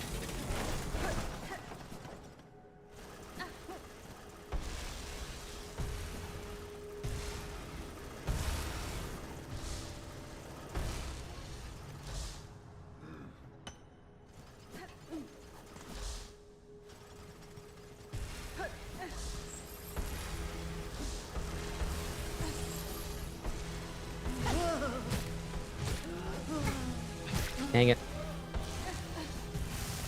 That's not what I wanted.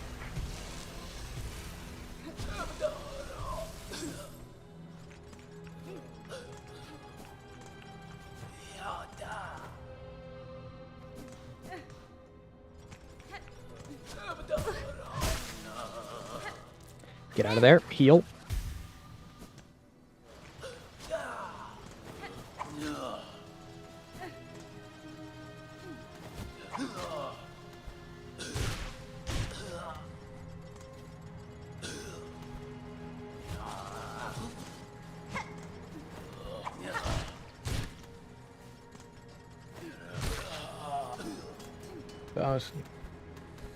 Yeah, Elder Scrolls 6 is gonna get hit with the curse of hype. Like, I get why people think it's not, that idea isn't real.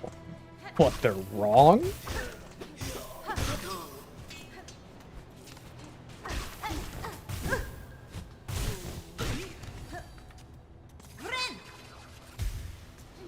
They are factually wrong if they think that.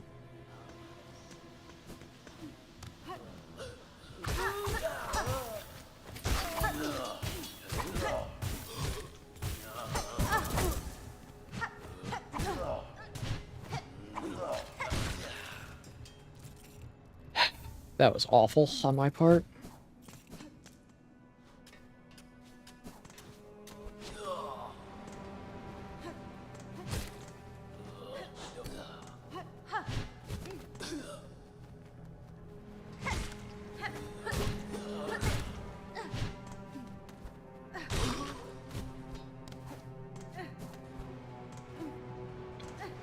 Bench.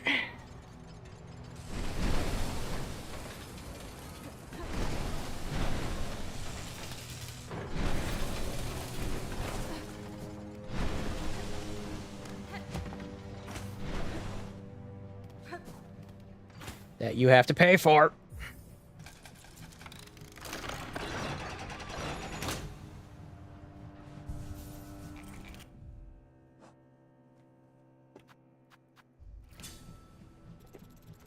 Okay. We are looking good on that aspect. Yeah, chest of shards. I'm gonna pop open my window really quickly because it's getting a little hot in my room.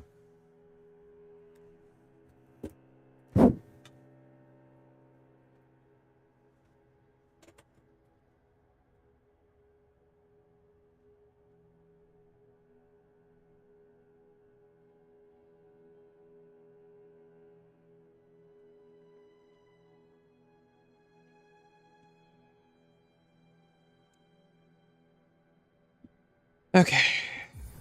My room should start cooling down with the window open.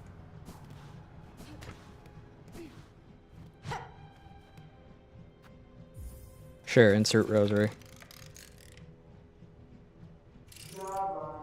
Speak now, thy confession will be heard.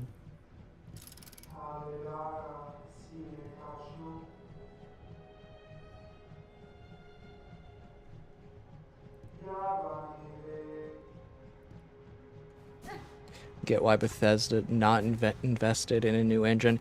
Because they're...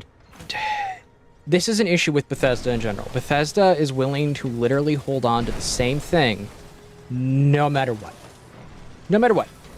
They are willing to let their engines just be massacred for the sake. They are willing to basically work with stuff that is so out of date, it's not even funny, just so they don't have to relearn things.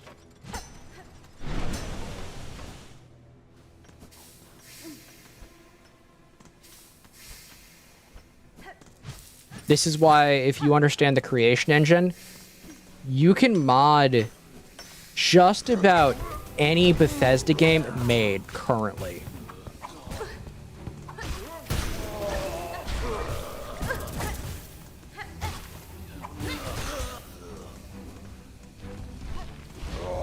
No, you can mod basically any game since about 2010, pretty much.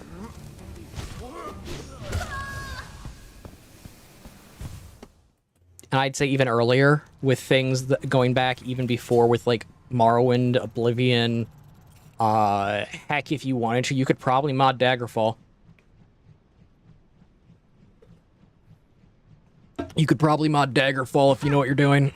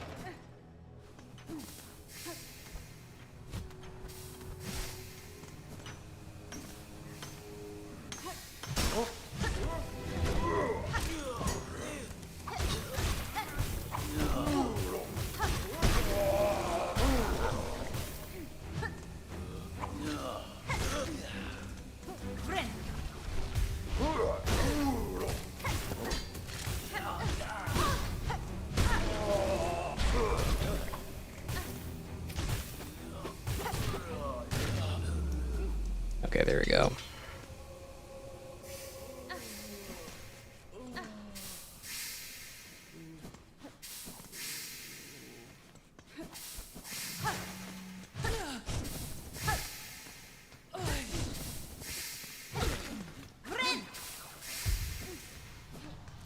I wish companies would stop. Even Doom developers changed their engine. Yeah. Doom changed their engine, I think, every game. Like, Doom is known for having a multitude of engines. It's really funny.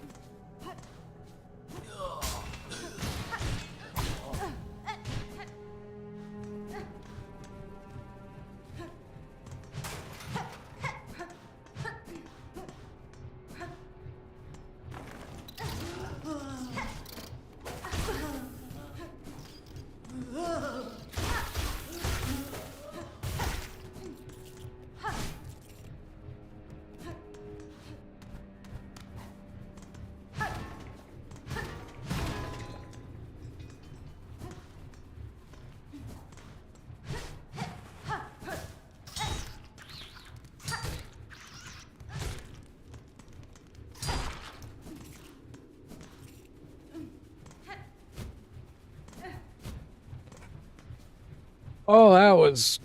I almost killed myself.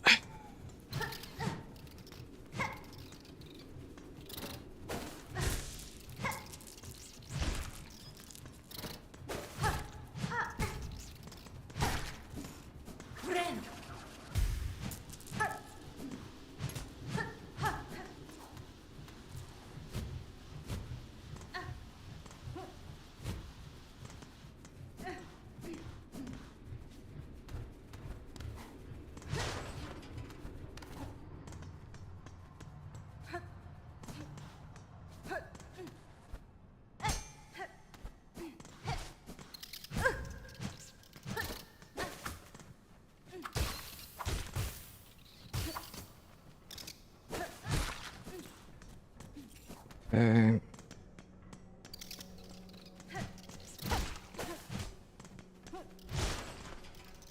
Yeah, it's the reason why Doom mods for like the original for Doom and then Doom 2 technically aren't compatible if I remember correctly.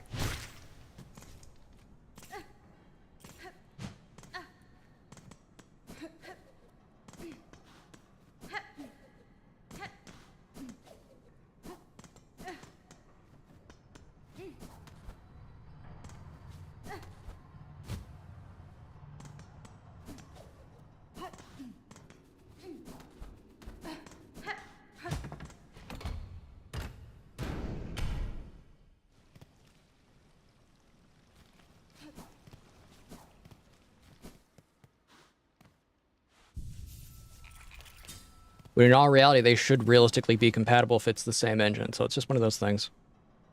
One of those weird, interesting things. Okay, that puts me here.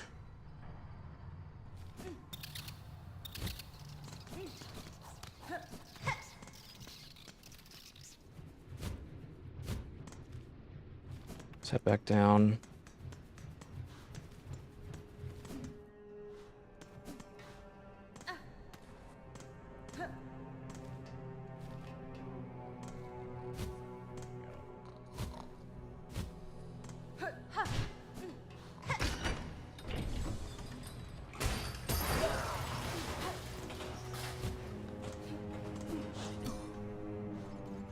Okay.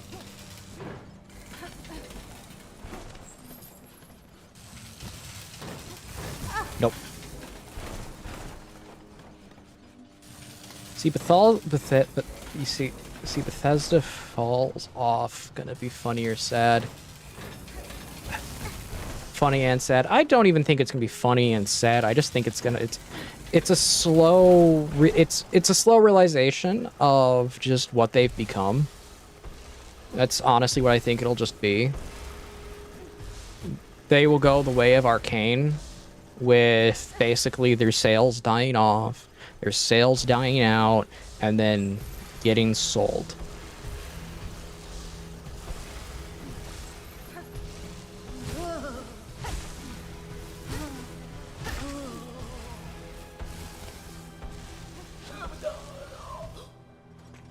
That's exactly how I foresee them being treated.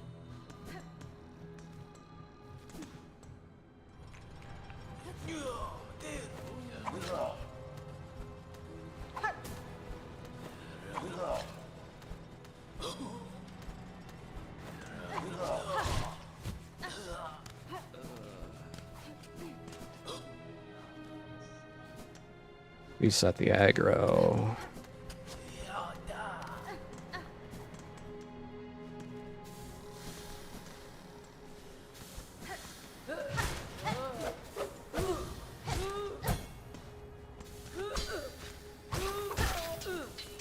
Get throwing knifed. Get throwing knifed.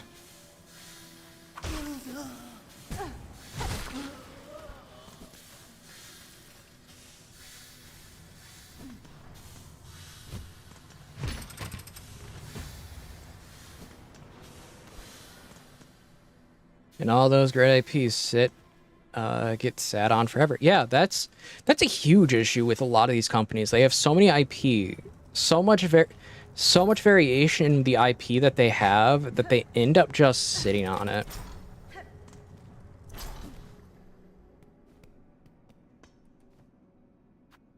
It's one of those things, and why I say, like, why I have such a gripe against specifically From Software, because if you don't know, whatever video I made about them at one point where I started talking about the IP they had, I don't know if the video's still up or not.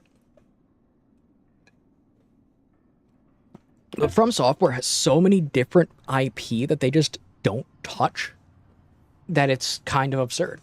Like, they have probably one of the best ones they could have is Tenshu, and they refuse to touch Tenshu.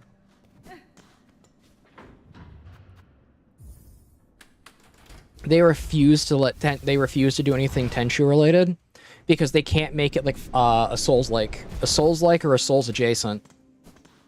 And if you don't know, Sekiro was originally meant to be a Tenchu game, but what happened is basically higher ups in the company went, yeah, no, that's not going to happen. I think the largest, it was either the largest share owners or it was actually Katakawa themselves basically going, yeah, no, you need to make sure this game sells and sells a lot. And Tenchu wasn't gonna give them that exactly.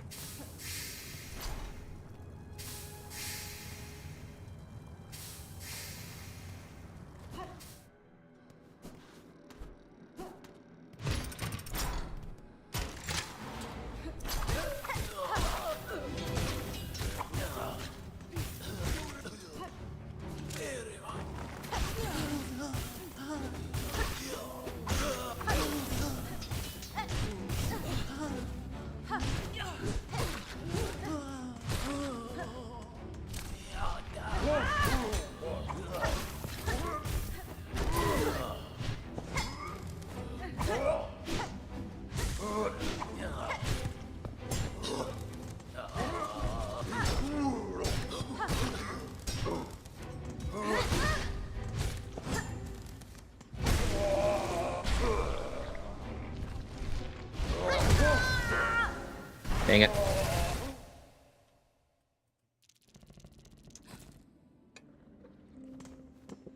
And a lot of the time and the reason I have to say I don't even know if that video is still up is because every time I've talked about FromSoft, it's always resulted in FromSoft fanboys just showing up and saying, no, you're wrong, you're wrong, you're wrong, you're wrong, and then proving nothing.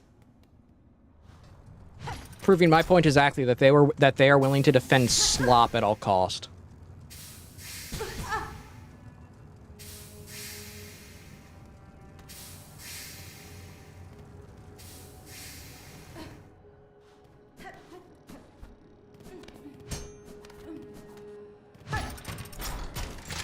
And it's like, it's not even a funny you're wrong. It's just, you're wrong, I'm right, no matter what type of shenanigans. And I'm like, at least be interesting about it.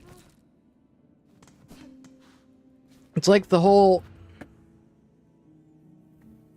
And it's just kind of like the whole thing about, when I did the stream clip of me talking about me not liking modern storytelling with how it's always fate and destiny, and I bring up Dark Souls and people are like, no, it's not about fate and destiny. Gwendolyn actually rigged it so that you aren't the actual hero. And I'm like, nowhere in the story does it say that. Nowhere ever does it say that. I'm just sitting there just going, people, stop defending bad story writing, bad storytelling in general.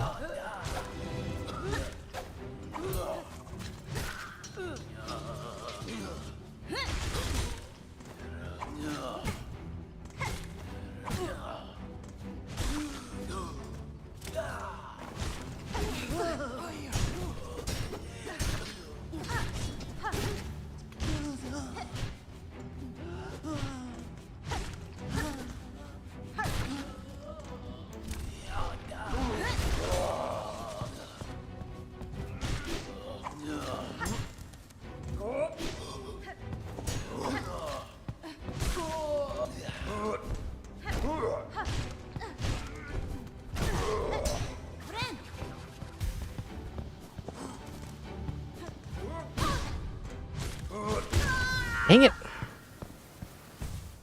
I don't have stuff for my tools, so I'm just kind of stuck there.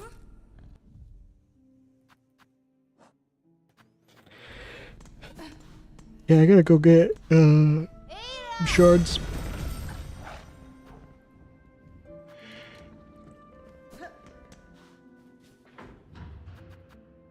Let's go to first shrine. I love how a fast travel station has a fast travel station in it. Fast travel section.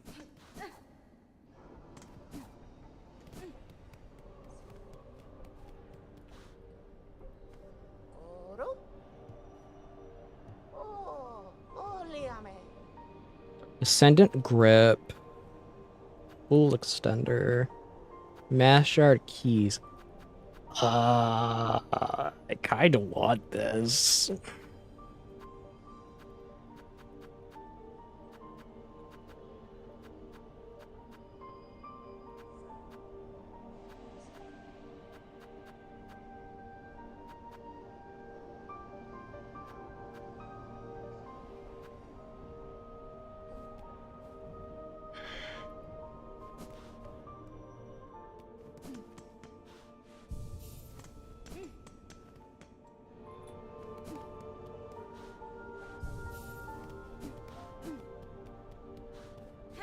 What if they announce a new SMT game? I'm gonna be honest, it would depend on what type of SMT game it is. I have to say that because easiest way to explain it. Shin Megami Tensei.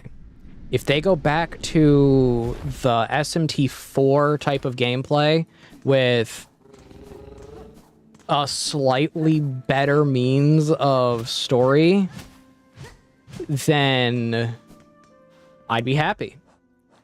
But if it tries to be Persona, no. Answer is no. I don't like Persona. I cannot stand Persona. Persona to me has ruined. Specifically, it has ruined so much of a good franchise that the spin-off has become the main line. And the main line has become a spin-off. Because when people saw Shin Megami Tensei 5, they thought, oh, this is a spin-off of Persona. No, it isn't. It's not a spin-off of Persona. You imbeciles. It wasn't. Persona was the spin-off.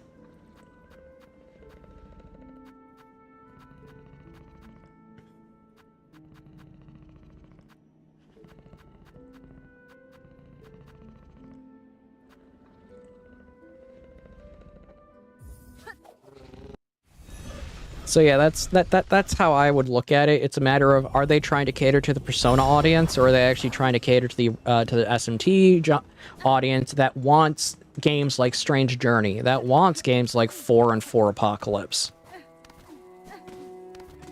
Like that's realistically, it sounds hilarious, but that's also realistically the audience they should be aiming for. Because, being blunt, a majority of the Persona audience does not give a single care outside of anything but Persona.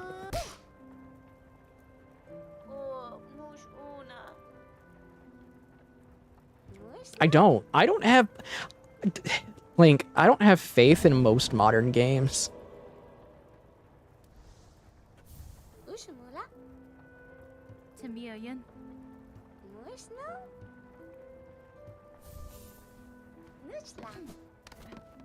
I don't have a lot of faith in most modern games.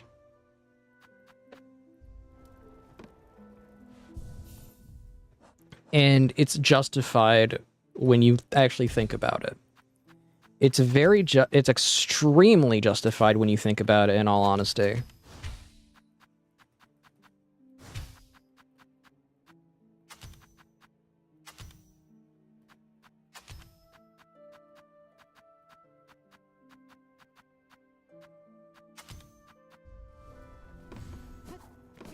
Because most modern games now are kind of garbage. I'm being honest. Silk Song is a breath of fresh air, but it's still in the position to where you literally had modern devs, like major industry devs, going, "This is cheating. You can't make it. You have to make people spend more money." And I'm like, excuse me? When did this become the norm? When did this become the norm? That games have to cost an arm and a leg? Because ever since the 90s, people have been trying to make the price... ever since the 90s with their really weird game prices, you had game developers trying to figure out how do we lower the cost of game development, not make it even more expensive.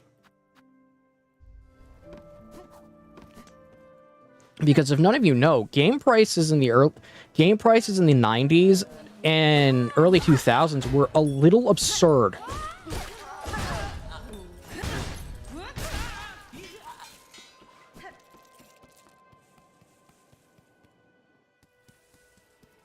Yeah, they can't just rely on Persona, because here's the thing. Persona's key audience... I'm going to say this bluntly.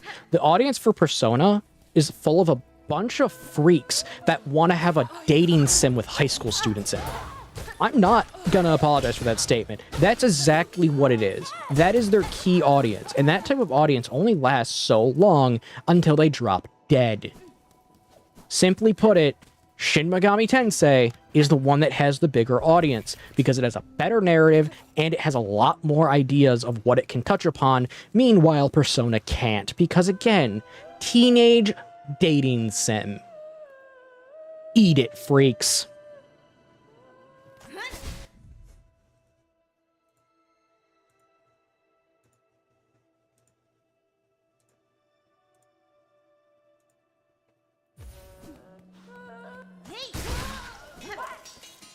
Yeah, I said the quiet part out loud that no one ever wants to say. Because it makes them look like a freak. Because that's exactly what they are.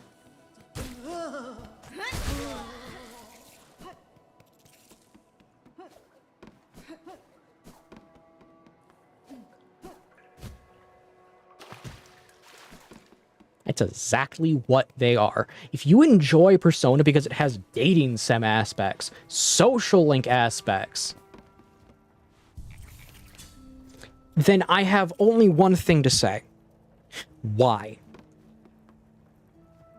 Listen, I'm a Persona fan. I don't agree with that, but I get why you're angry. Yeah, that's the thing. It's like, you don't have to agree to me with that statement to understand that it's to know why it annoys people who enjoy Shin Megami Tensei, because that's exactly what that is exactly what SMT fans are afraid of it turning into. That's exactly what people who enjoy SMT were afraid of. And what did SMT5 do? SMT5 focused. Please don't clip that. Already did. You forget half of my audience is literally just rage baited into existing Link. But yeah, like, look at SMT5. Okay, it's a full cast of high school students. Okay. Are they gonna touch upon any mature subject that you'd see in like Nocturne or 4 or 4A? Nope, not at all. It did not touch upon the philosophical aspects that SMT is known for. All it touched upon was chaos, law, neutral, and even the neutral endings aren't even good. I'm gonna be honest, the neutral endings for 5 are awful. Like, they just are. And then Canon of Vengeance doesn't have a neutral ending. That's how bad the neutral ending is in that game, to the point that they literally didn't put one for Canon of Vengeance.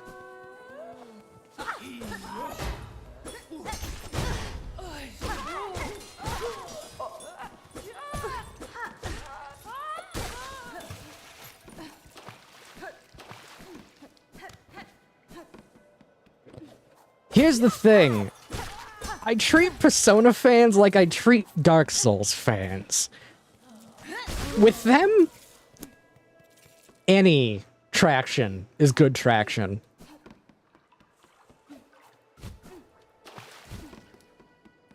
That's kind of how that works. I know that sounds horrifically rude, but that's how it works. Any traction is good traction when it comes to Persona fans, because I don't have a high opinion of Persona. It's just knockoff JoJo stands, as I put it. And not even good ones.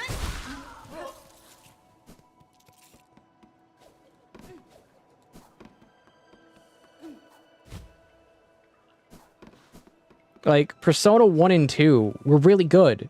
Persona Innocent Sin, great. Persona Eternal Punishment, also great. Issue, after that, it abandoned the adult audience that the game franchise was literally based around.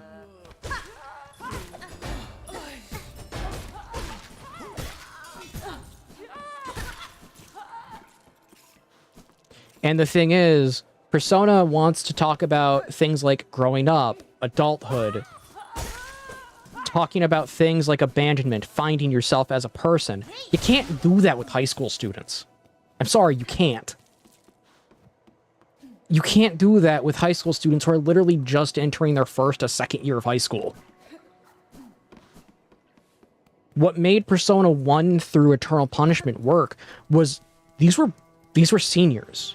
These were the equivalent of a senior in school. They were thinking about college. They were thinking about life, thinking about growing up as an individual and what they're going to be in the world.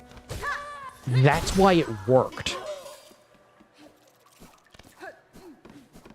And it works better because if you understand Japan, you understand the moment you enter your, like, second year of what would be equivalent to high school for Japan, you are pushed into figuring out what you're going to do with your life.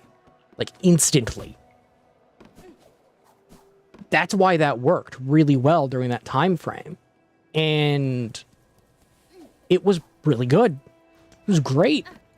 Then Persona 3 happened. I don't got much to say about Persona 3 besides the ending is besides that it took a DLC from a it took extended content from a re-release to get an actual explanation to the ending.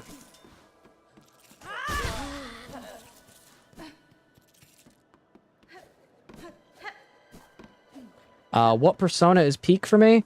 Eternal Punishment. Eternal Punishment or Innocent Sin. Those are the two that are, I think, the moment the franchise was in its best state.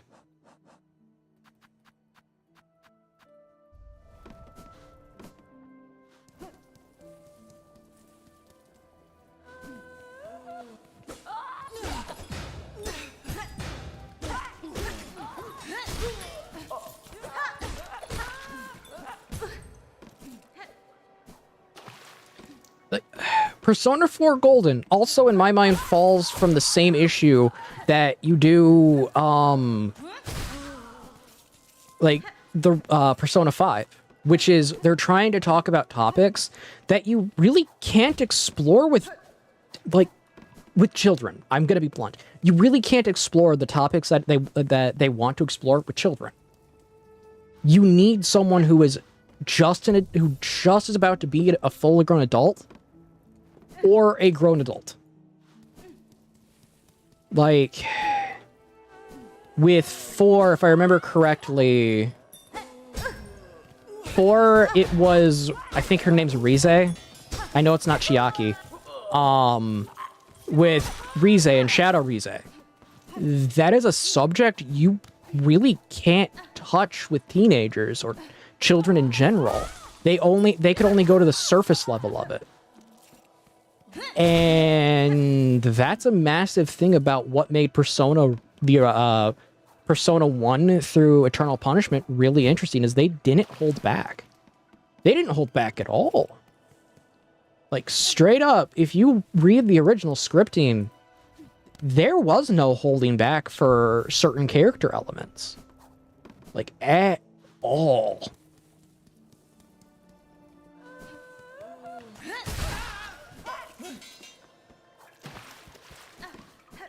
It's the same thing with Shadow On from 5 Royal, at 5/5 Royal, with they could only go so far into the idea of what she was going through with the gym teacher. They could only go so far. When holding back on that topic, yes, kind of needed when it's talking children, but that's why you don't talk that topic with children.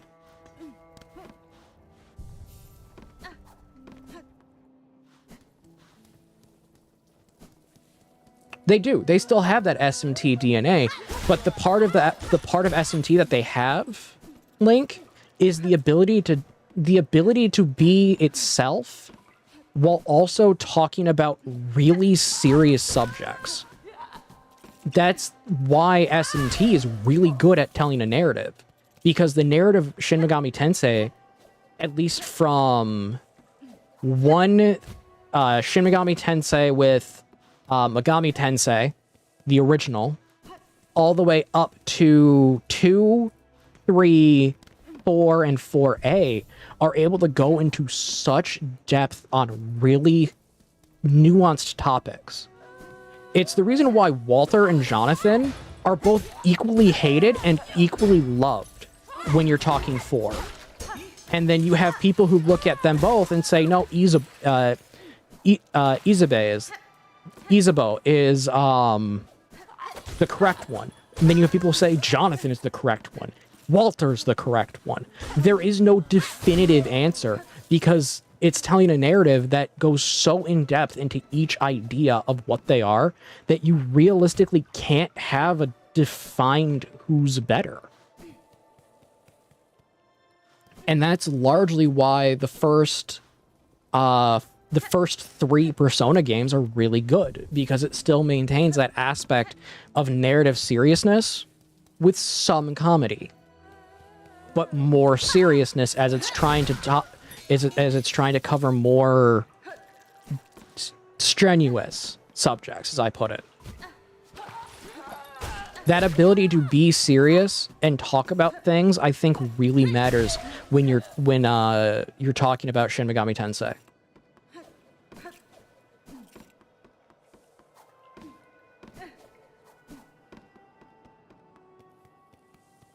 Because, like, legitimately, think about it.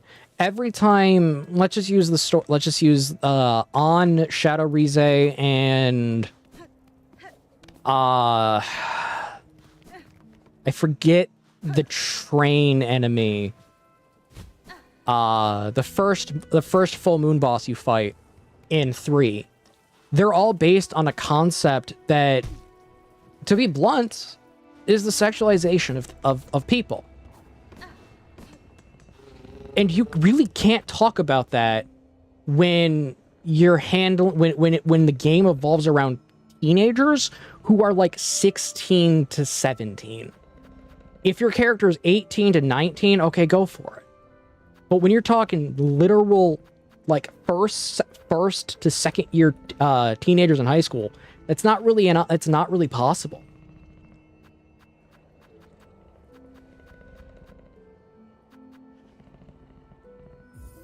I think nowadays to do sensitive subjects in SMT is really hard. It's not hard. They just have to know that you can't make it a giant mainstay. You can't have hyper-bloated development budgets. And it's the reason why SMT worked really well for specifically the DS games, because their development budgets weren't that high.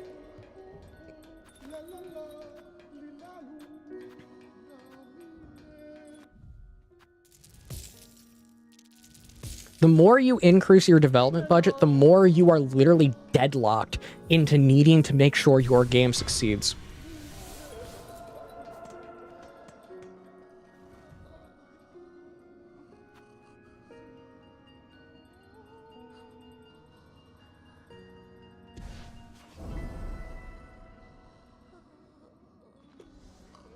I know what you're saying with cancel culture, but I read that as cancer culture, and I'm like, same thing. Same thing.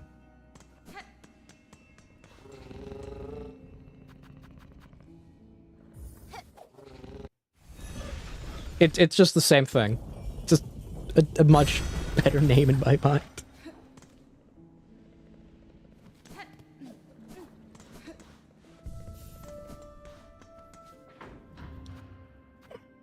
First shrine, let's go.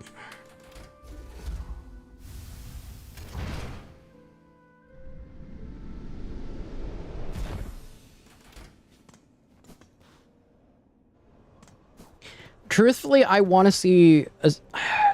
This is part of the reason why... It sounds bad, but this is part of the reason why I want to succeed in the media space, because I want to be able to work with someone to fund someone's job at making a game that wants to make a successor to the original SMT, that wants to make a successor to Monster Hunter, that wants to make a successor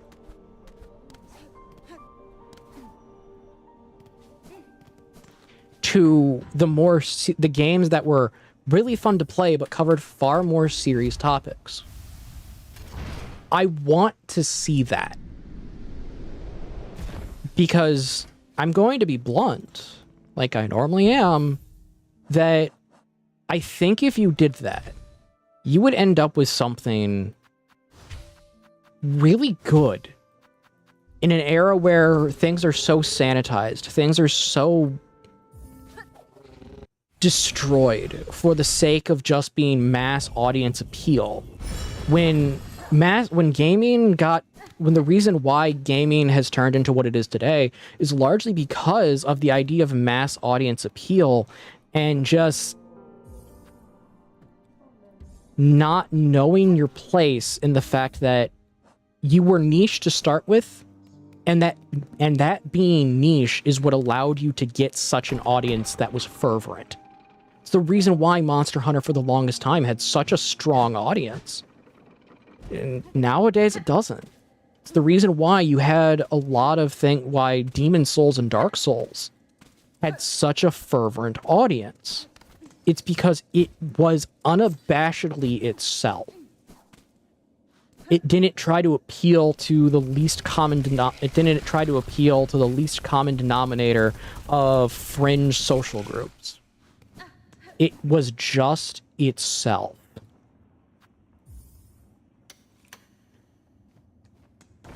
And that aspect of trying to be things it shouldn't is a detriment.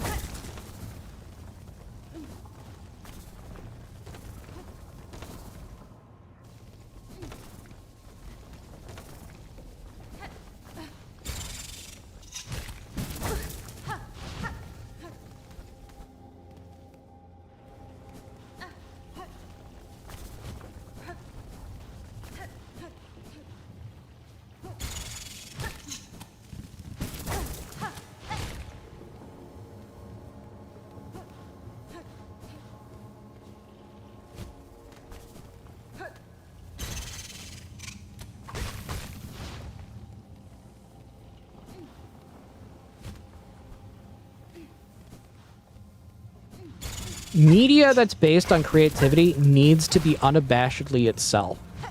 Because if it isn't, you end up in a situation where you just destroy yourself. It's the idea of a foundation, and to not go too much on that tangent, you need a foundation, not just as a person, but creatively. Because if you do not have that foundation creatively, and even more as a person, and you let that ground which originally allowed you to become what you are fade away, you lose everything that you are. This applies to art, this applies to people, this applies to buildings even. Like, bluntly, even buildings. Buenera.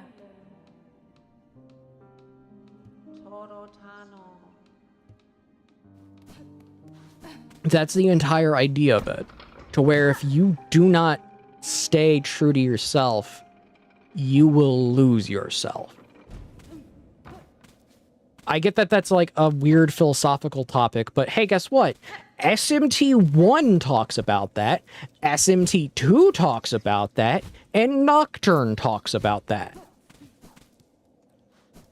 Because it's a really important lesson within the world of Shin Megami Tensei. It's the reason why the neutral ending for 4 is so great. Because you are genuinely in that position to where you could have sided with Merkaba. You could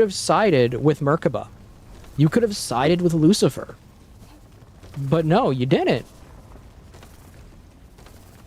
You didn't let yourself become corrupted by Merkaba, by Lucifer. You didn't let yourself become indoctrinated to indoctrinated into the ideas of blind chaos or blind law.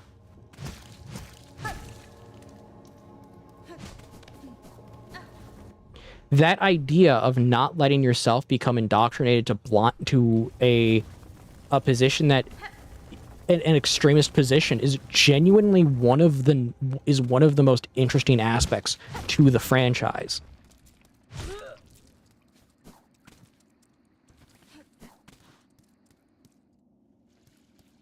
Yeah, Call of Duty. Good. Call of Duty is a great example of what not to be.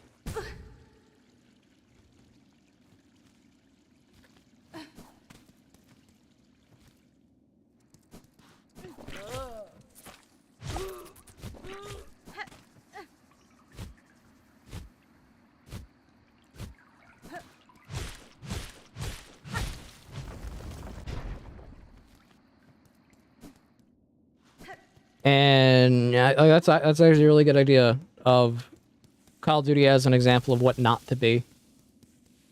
Because if to anyone here who knows the foundation of Call of Duty, it was literally just historical. It was based on actual it was based on World War II battles constantly. That's all it was. It was basically just World War II the game.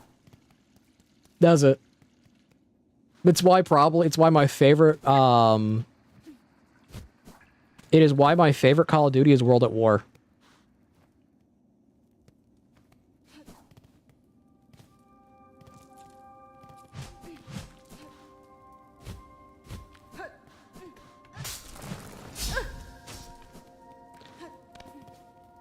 What do I have to fight to get the Wanderer's Crest?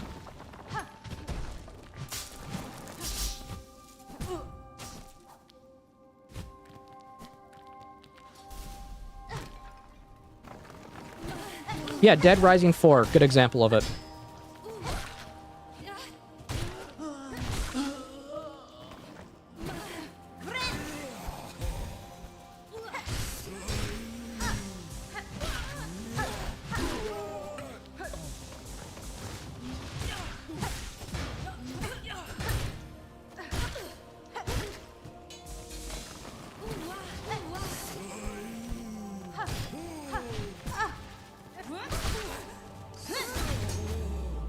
RE6, yeah, like there are a lot of games you can say fall into that position where they lost themselves. They lost themselves to the fame. They lost themselves to the idea of being too big for their pains.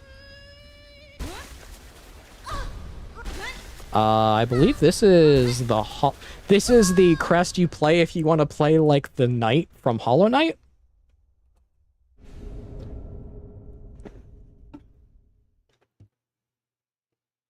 Yeah, this is the Knight crest.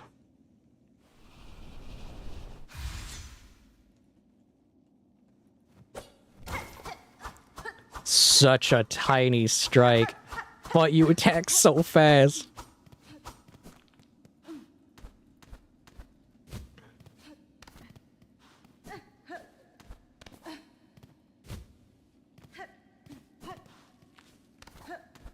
The thing is, I don't have I don't have a long needle on me. I don't have long needle as a charm. Oh, great. I said charm.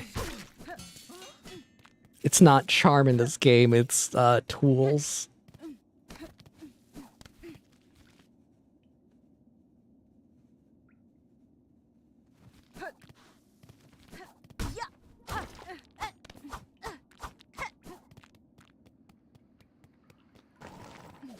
So we got probably one of the better crests in the game now.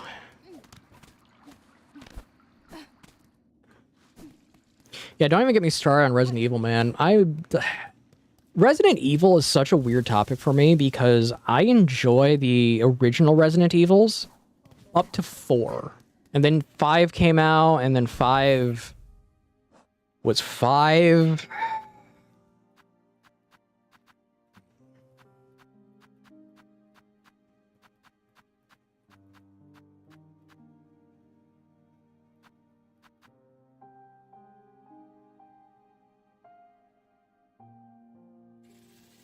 You know what? Yeah, I'm gonna do that.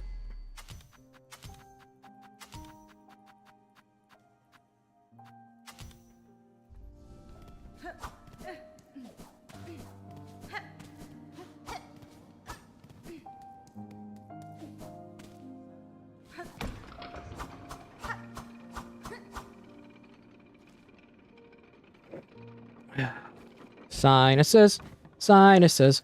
My sinuses are stupid right now.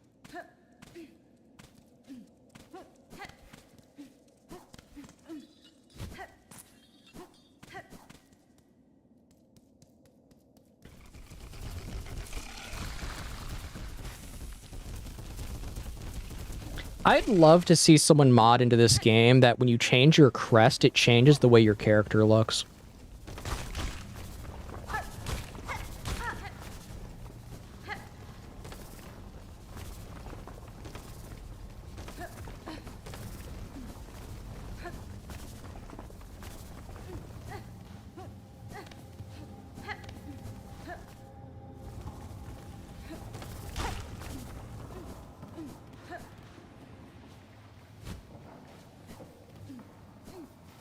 Excuse me?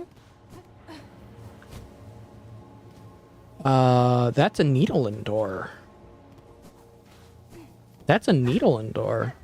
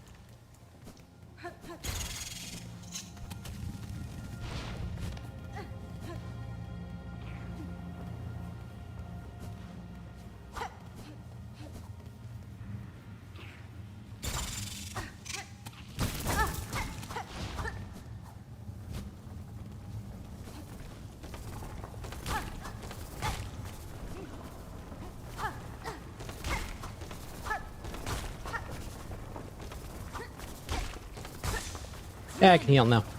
Yeah. Use that to my advantage so I can heal.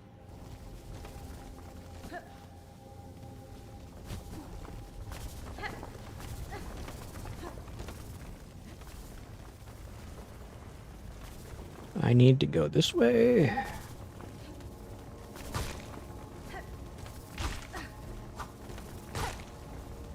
Can the things die? Genuine question.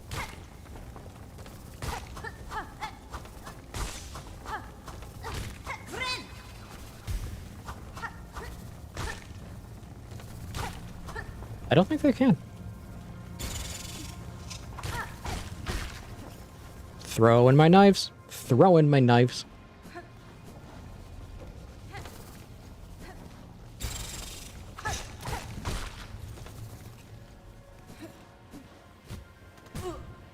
That was my fault.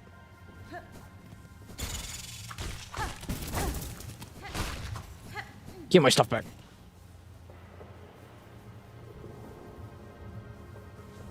Let me meet the unhinged fans.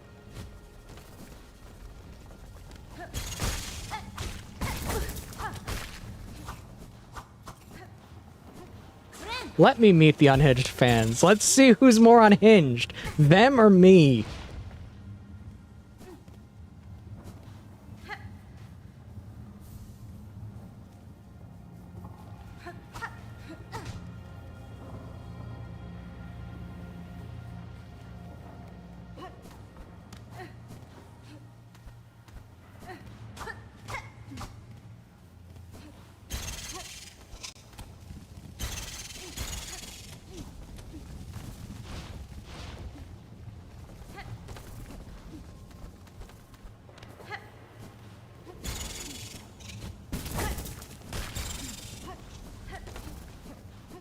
Yeah, Link, I think it's pretty clear. I've made my name purely by saying the things people think but don't say out loud.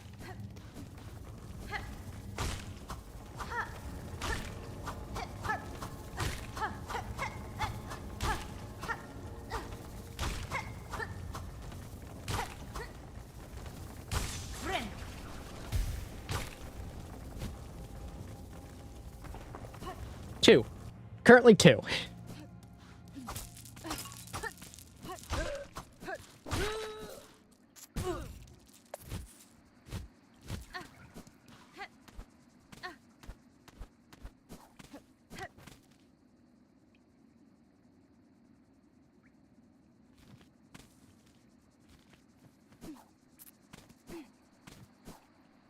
Currently two clips that are, gonna spark some outrage, but do I care? No.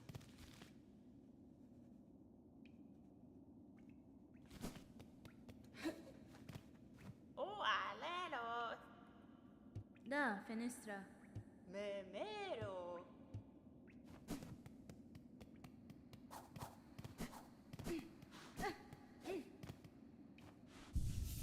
I think that's a needle and door down there.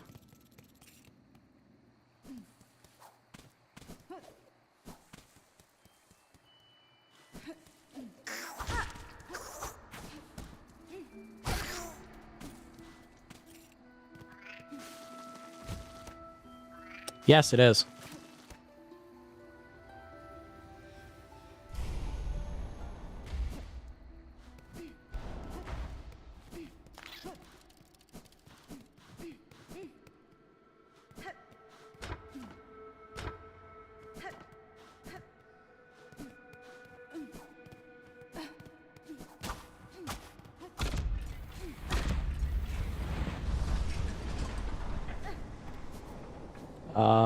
Did I bring the place back to life?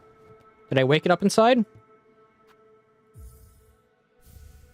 Wake me up! Wake me up inside! Can't wake up!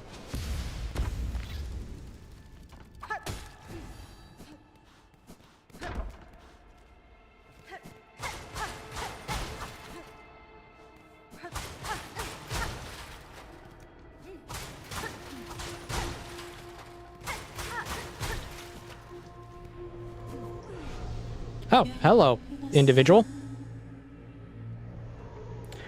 Are you drop or finish Borderlands 4? I literally cannot force myself to play it. That's how bad it is, man. Like, the gunplay feels great, but the story is awful. Has been?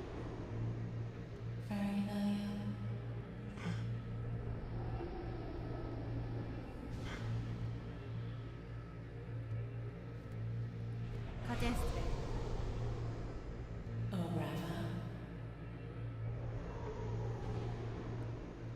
Fadastama.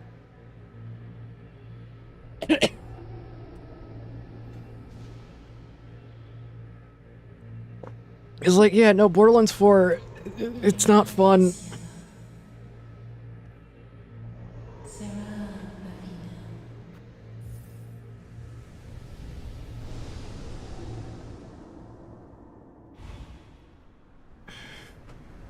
What crest did I unlock?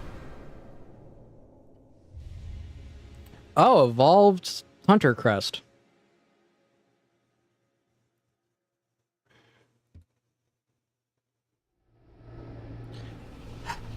That's the thing, man. That's the thing, Link. The story is not memorable, but also not hateable. At the beginning. Yanara. At the beginning. As the game goes on, it gets really bad. Like, not Borderlands 3 Ava bad, but still pretty bad.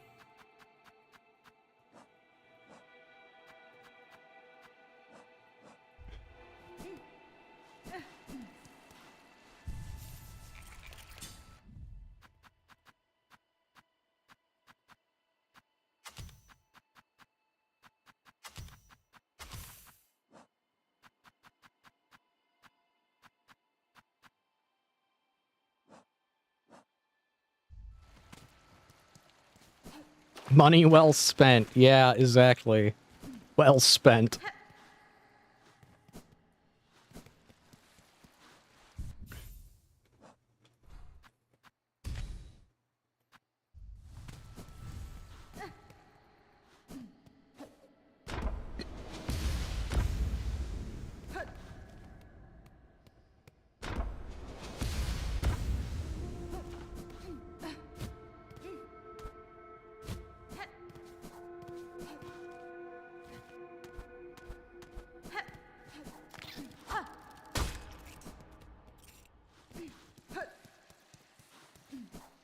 Yeah, it's strange how it starts out...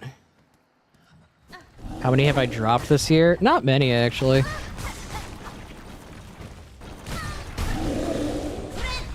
Honestly, not many.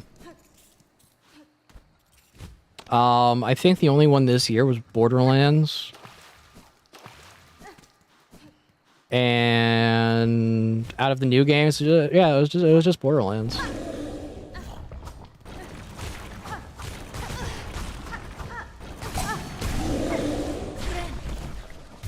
Okay, I can now see why people look at the crest and go, you can literally just run headfirst into enemies.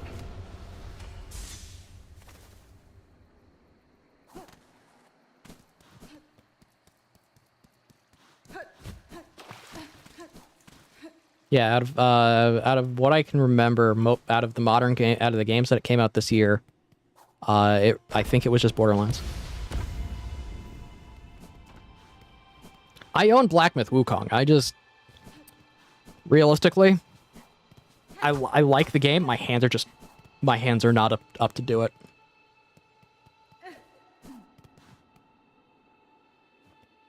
Yes, I have replayed Expedition 33. I think this is my 4th playthrough now. It's just streaming it. Not a lot of people. It's one of those games that aren't really... I'm not going to say they're not stream worthy. Because they are. It's just... It's not a game for a lot of people in the a lot of people who follow the channel. Which I don't care. I'm just going to say it now. It's one of those things to where where I pick up a game, I set it down for a bit, and then I pick it right back up type of scenario with Expedition 33.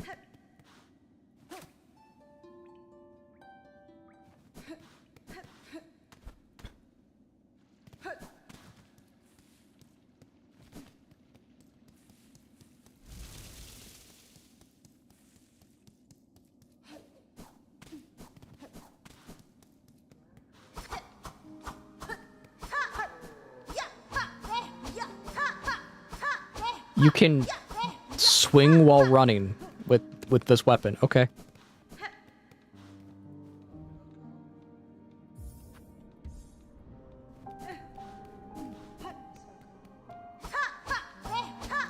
Yeah, they are from Monster Hunter. That's slowly changing. It's just not going at the rate, not going at like a super fast rate. And I'm fine with that. I actually am.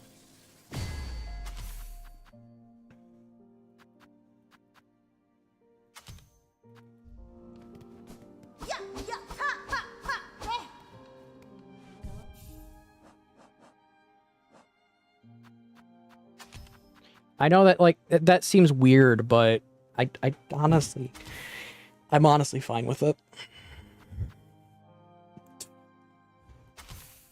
I like Monster Hunter, but I don't want it to be my only thing.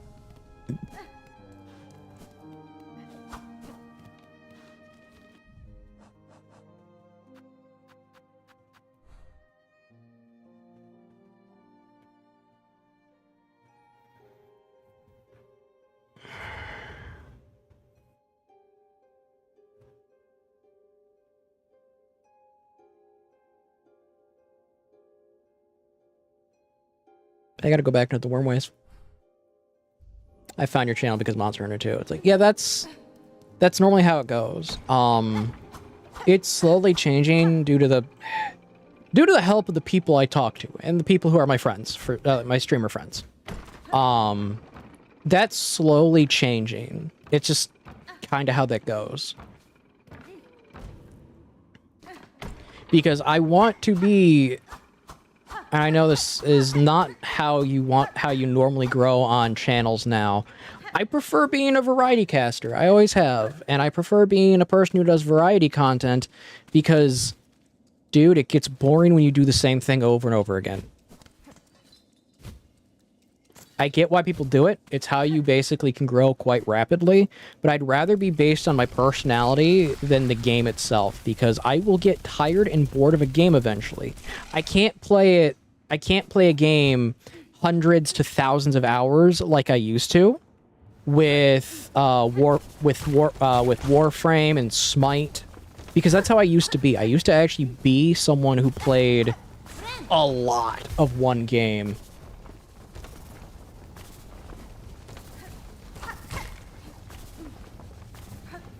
And then really only play that until I got so burnt out of it, I never want to touch it again. I don't think I could ever be a Call of Duty streamer. I'm gonna be honest, I don't think I could.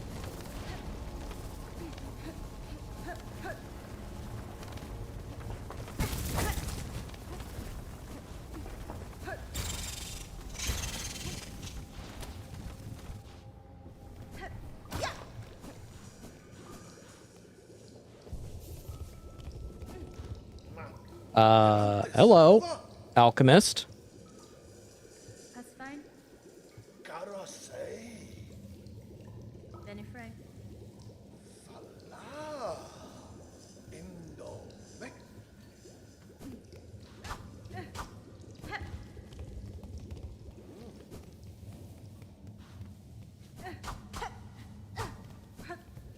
What about The Sims 4? Every time I've played Sims, it's always resulted in me just trapping people in houses and then burning them alive.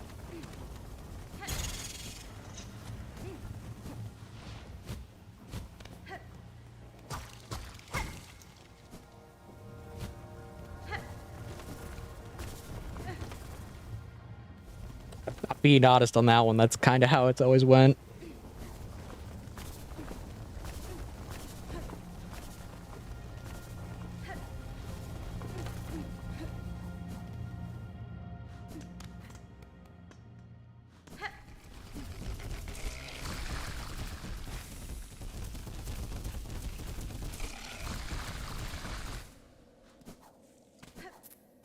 I'm not really the biggest fan of The Sims. Now, if you give me, like, a city planning game, I'll sit there for hours. I'll sit there for hours.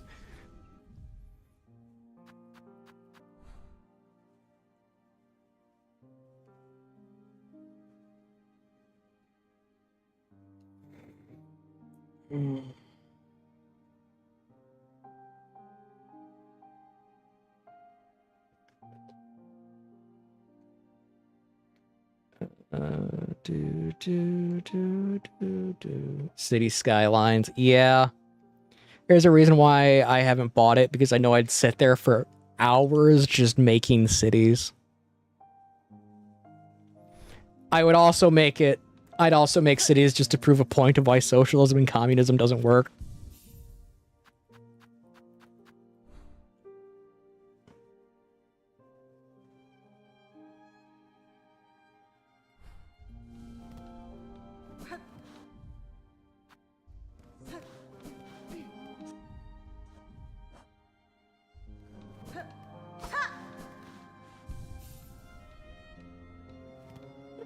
Okay.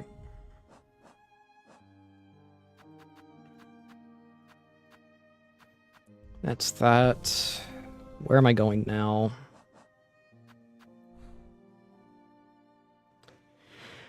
We have the map.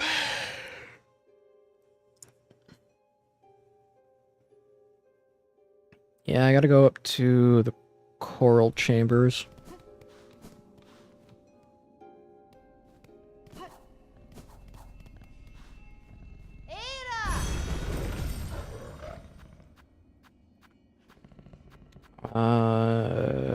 Grand Beltway, there we go.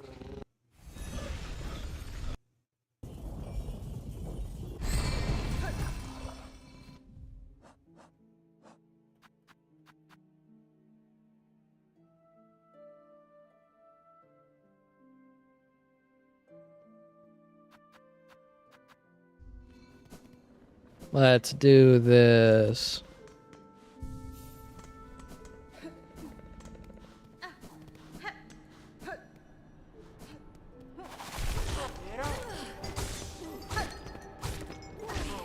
Okay, I love this animation.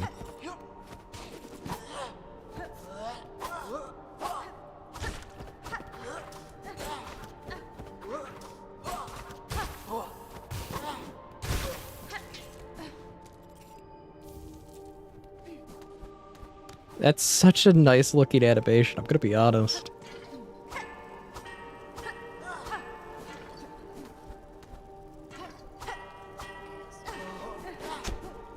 Man, that's such a nice bounce.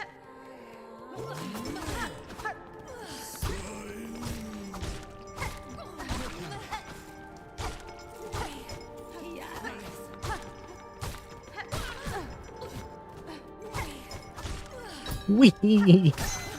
I love it, it's so nice.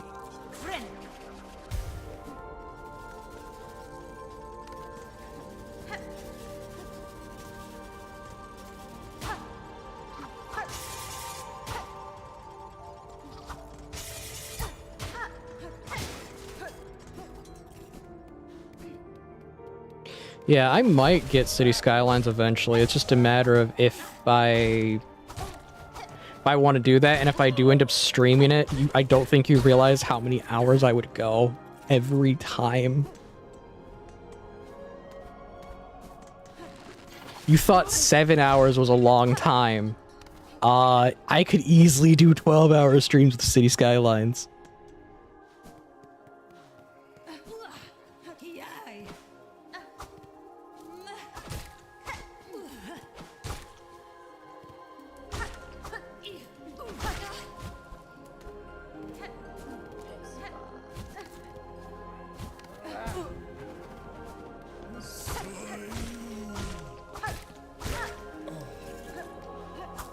Like I said, I can sit there for a long time in a city planner.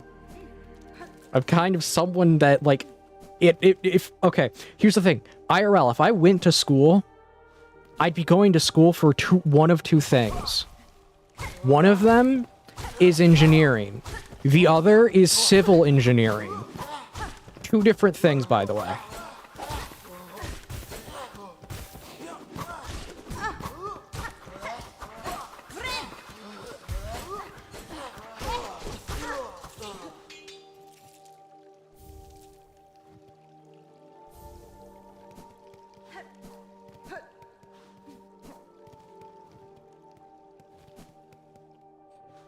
Okay.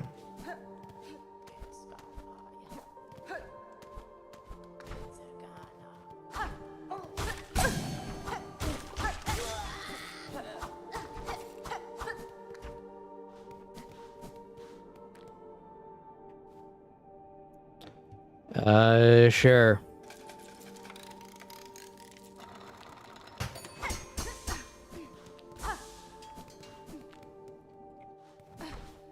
I genuinely enjoy the idea of civil engineering, probably more than I should.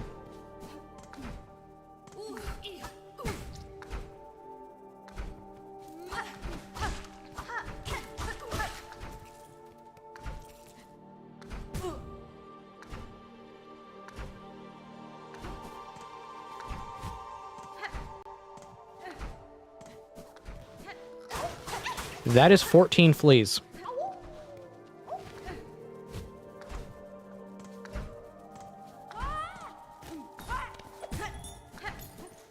That is 14 fleas. I can now take the flea caravan up to the second position, outside of the judge.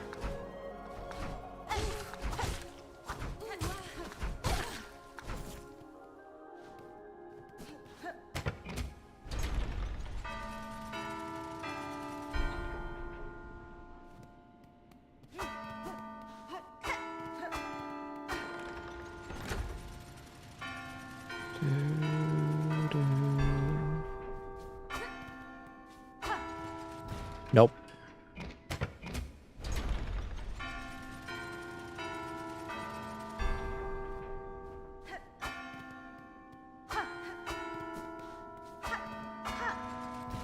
Nope. Do.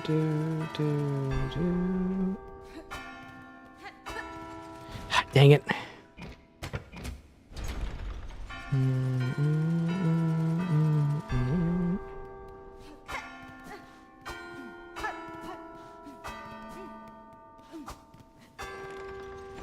Okay. 2.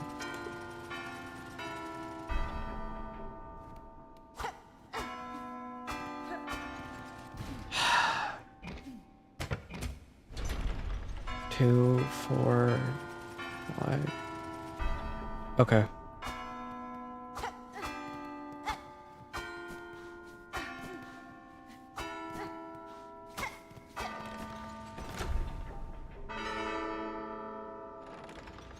I don't know what I just did. I did something.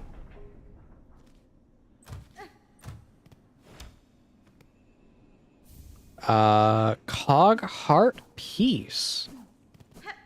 Okay.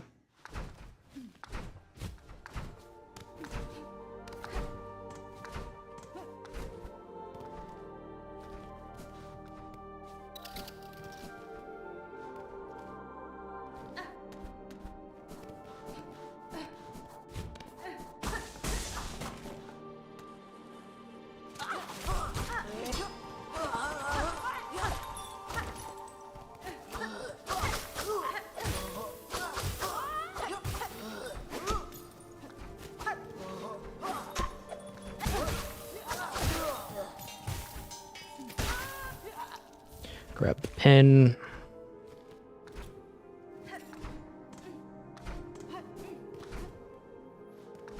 Yeah, games with infinite replayability are kind of my weird interest.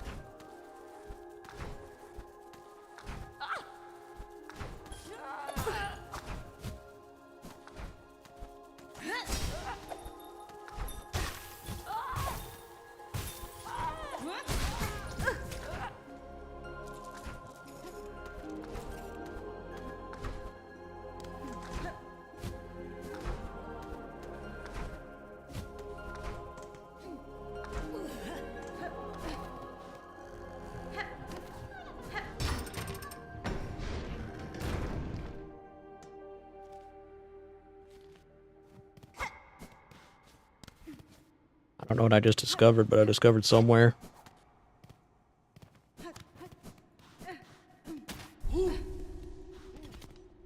Oh, it's on the other side there. Okay.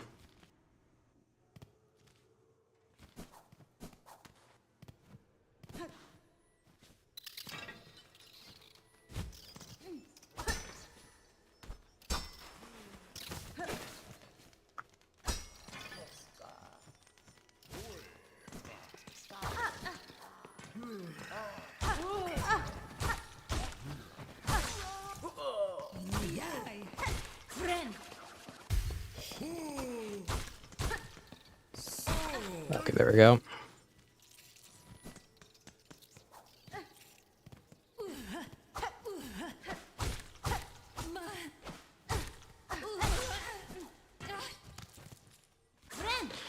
Heal up.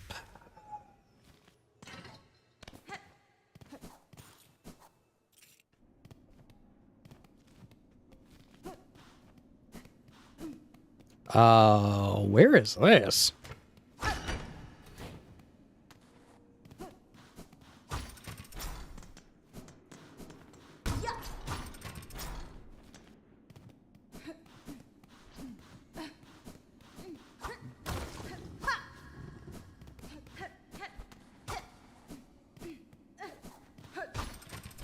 Okay.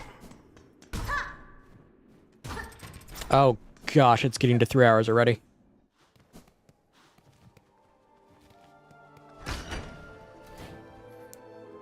It's getting to 3 hours already, man. I'm gonna be such a long time to get this video cut.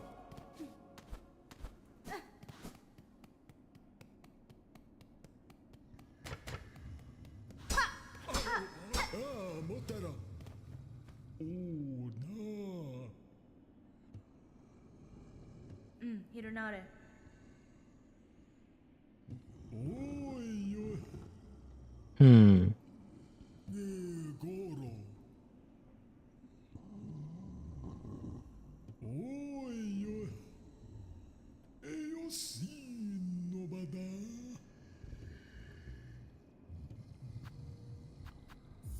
Okay. Great taste of Farloom. Nesvir.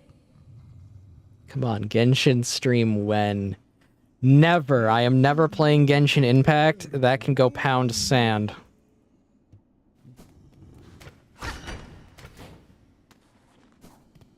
Genshin is not even arguably a bad game. It is objectively a bad game.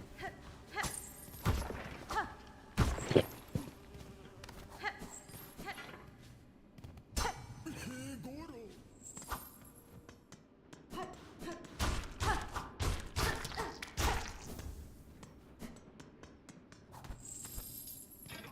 And from what I do know about it, from Tectone's streams, yeah, no, I'm never touching that game with a 10-foot pole. I wouldn't even touch that game with a 100-foot pole.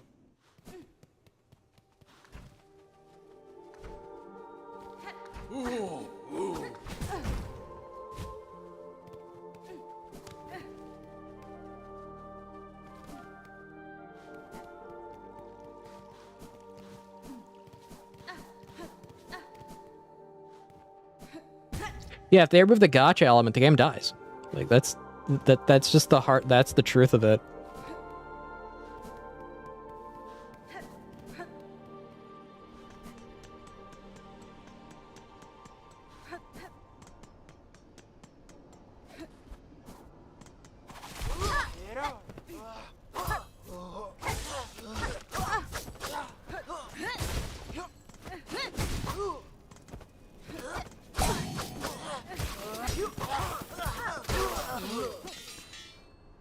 I'm alive. Barely, but I'm alive.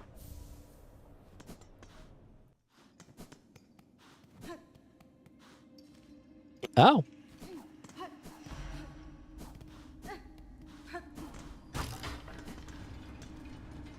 So this is where the slab is located.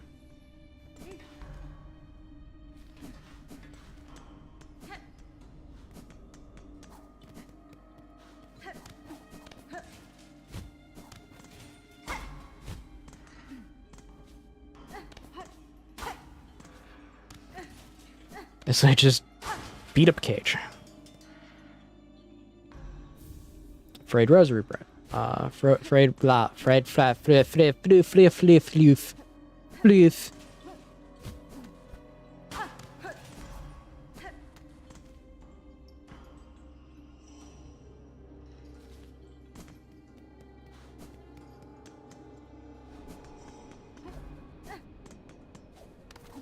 I totally speak English. Oh no, in all reality, I speak American. America!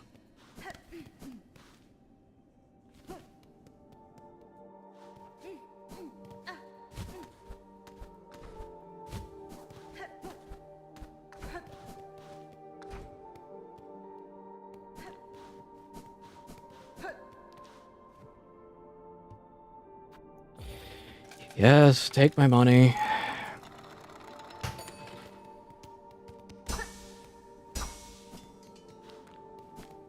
I'm not even gonna get a heal off of that, so it's not even worth doing. Like, that's not even worth doing.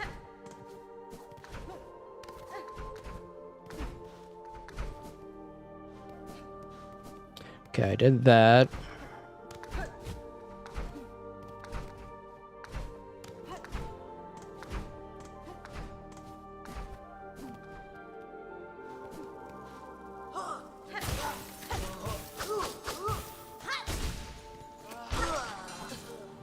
Grab the pin.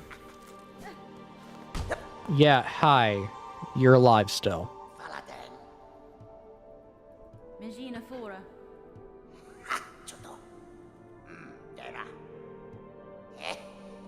Slap.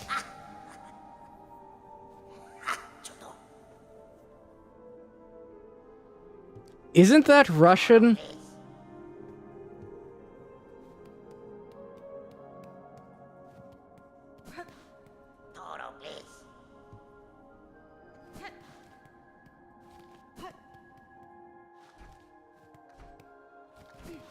What does it mean? I'm gonna need to know what that means before I say it.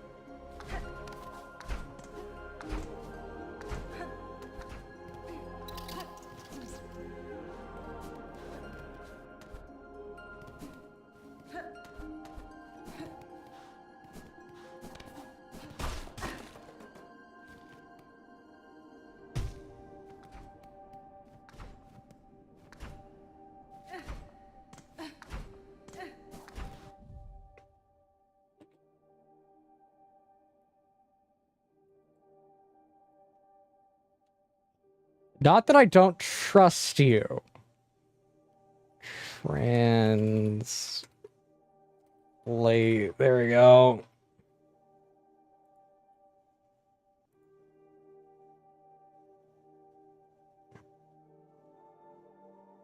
Fun Vinegar Expedition 33. People.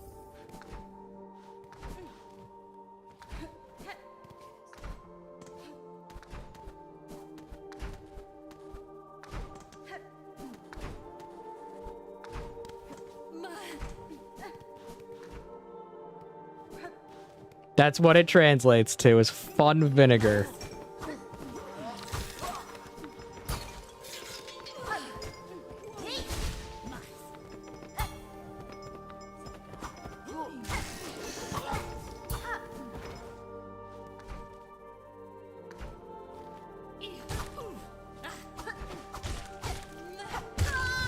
Dang it.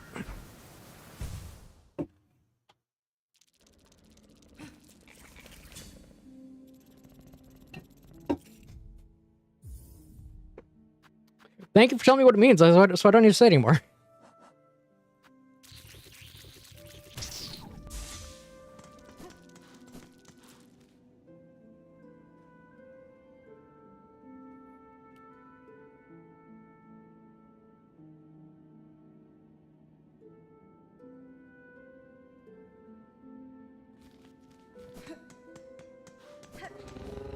Yeah, when it comes to other languages, I'm gonna be honest. I'm not gonna...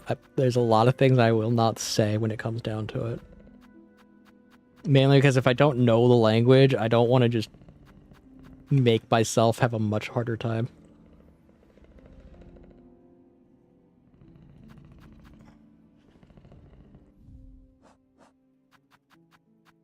Because, I'm not afraid of slurs, it's... I don't want to get caught saying something on a platform that will get me banned. I'm already... Okay. I'm already view limited on X. So... I don't want to get view limited on other platforms, if that makes sense.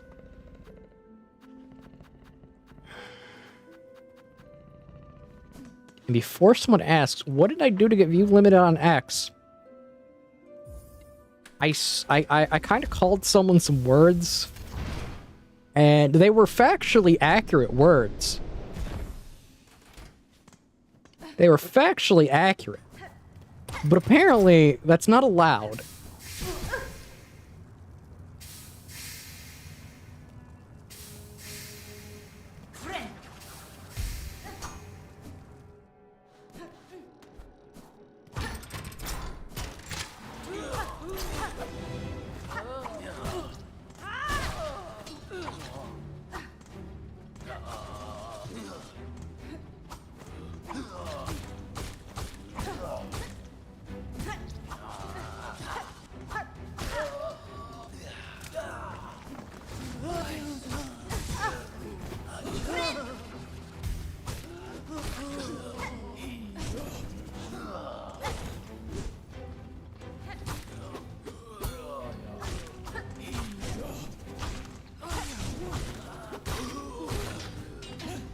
Okay.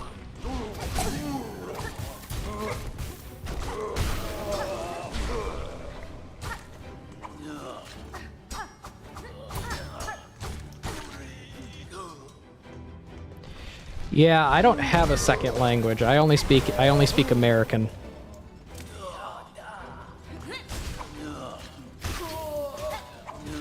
And yes, that is a joke. That's just a joke.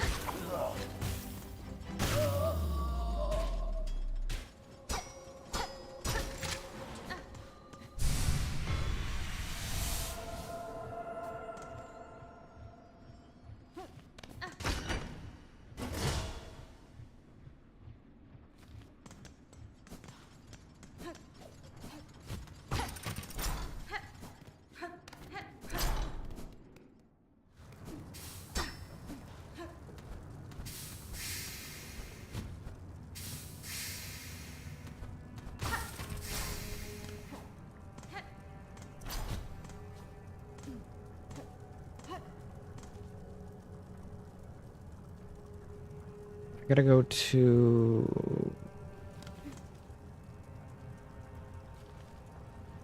the left from here.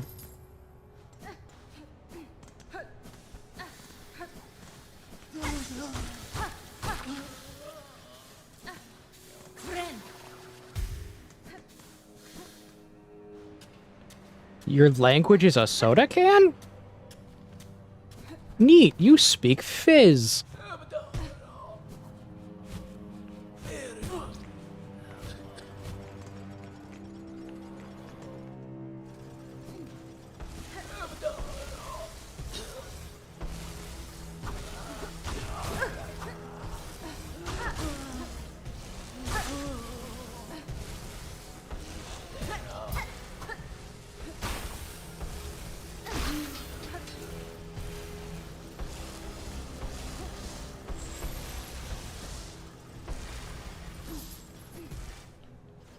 Okay.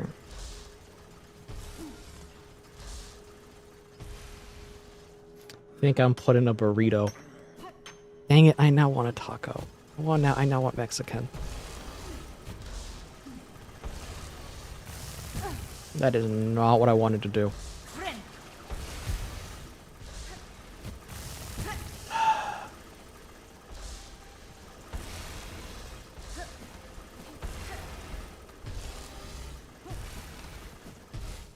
Backtracking through these areas is dangerous, man.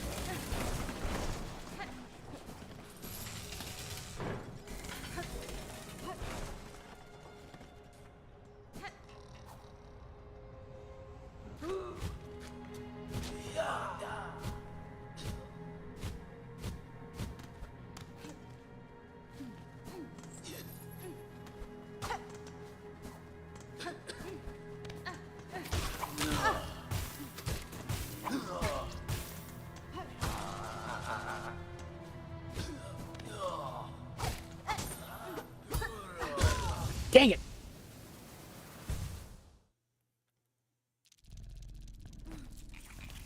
Yes, it does cause a problem.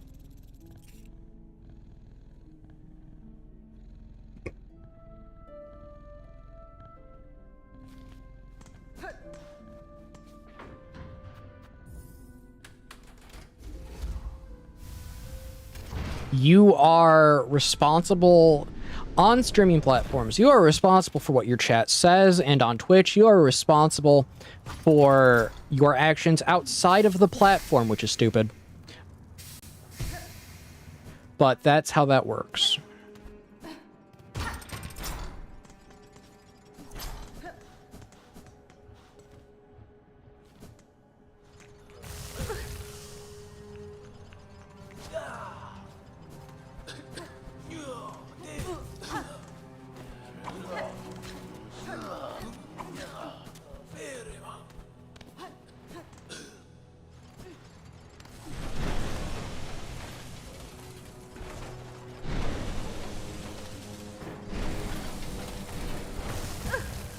Dang it.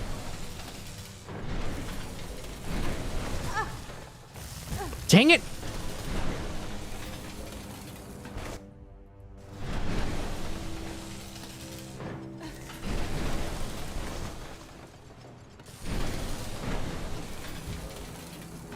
Okay, I made it.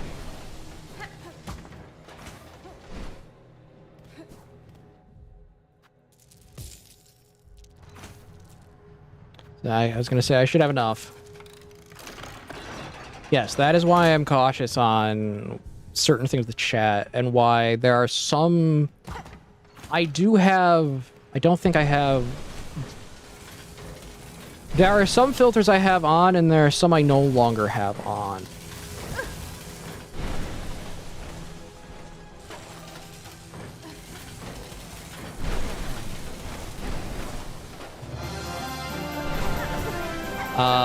Ruth 55577, thank you for the follow. Welcome to Feline Pile.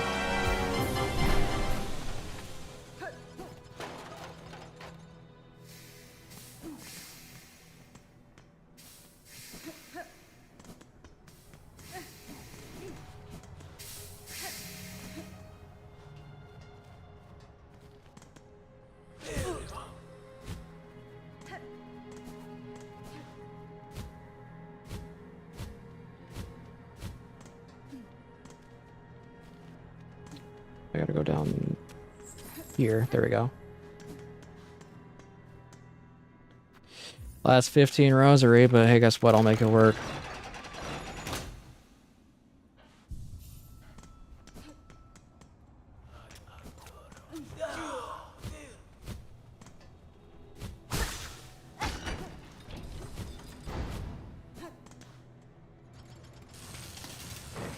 About to say, this looks kind of sketchy.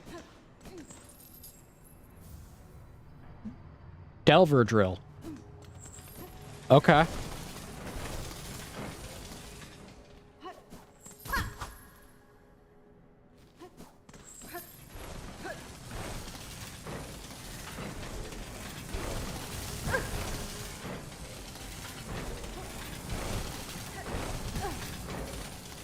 Oh. Okay, I see how that works now.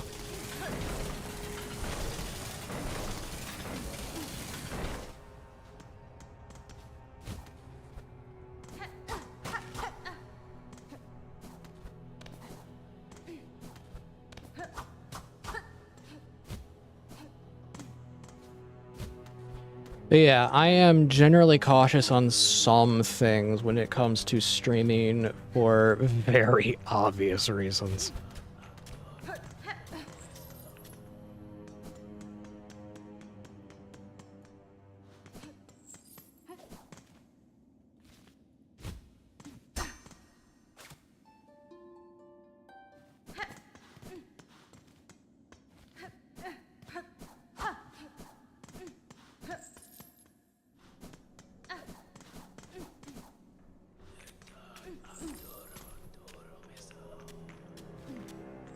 I gotta go up now.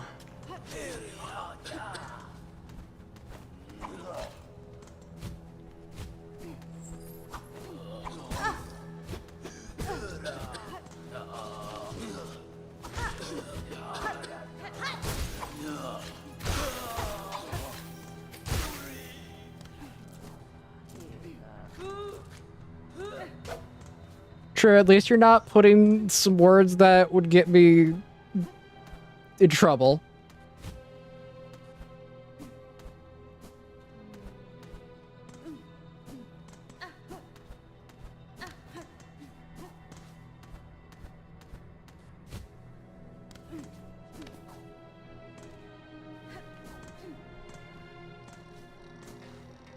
Yeah, it's one of those things I don't like about some streaming platforms is the fact that it is extremely easy for you to get in trouble for what your audience says when you weren't the one who said it type of situation.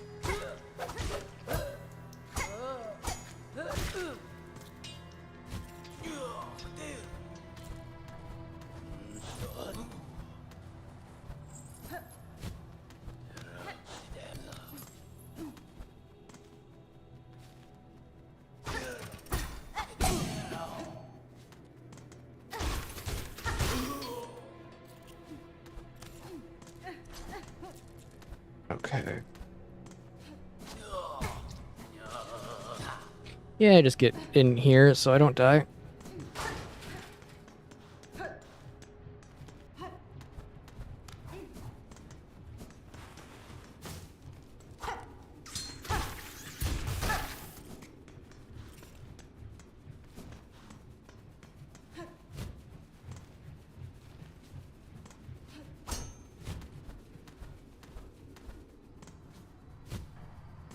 That was a risky way to get up here, but hey, it worked.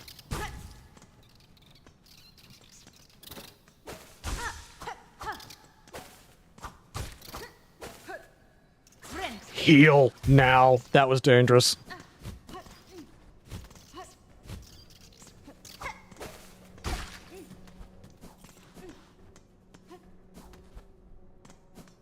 Yeah, there is...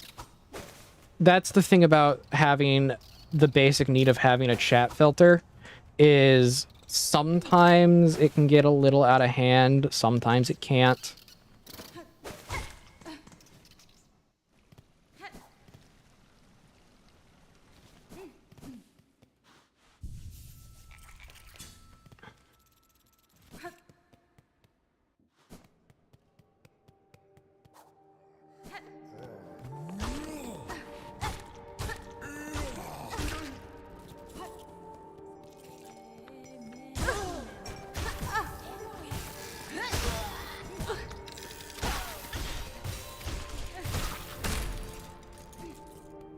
Oh, that was not fun.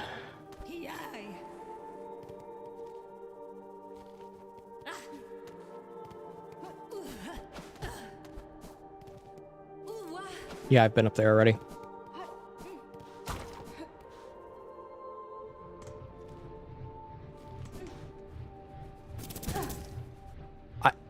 I just went into a buzzsaw.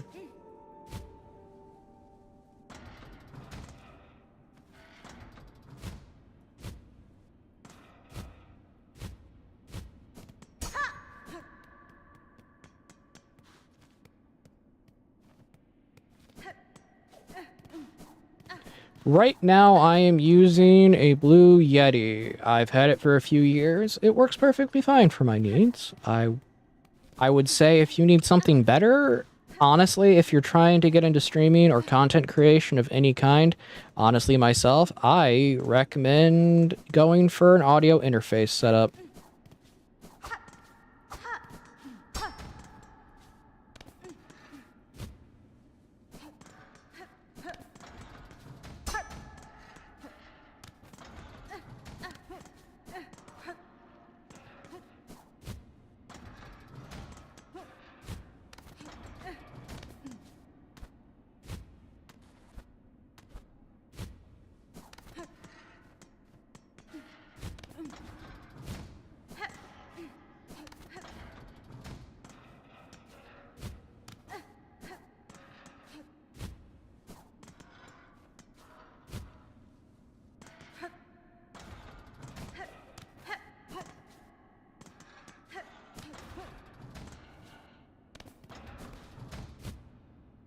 We want something affordable.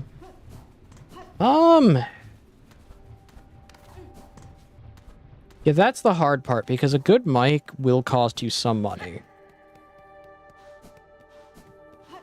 If anything, if you want something just for the sake of longevity, honestly, Audio-Technica makes a few good USB-based microphones.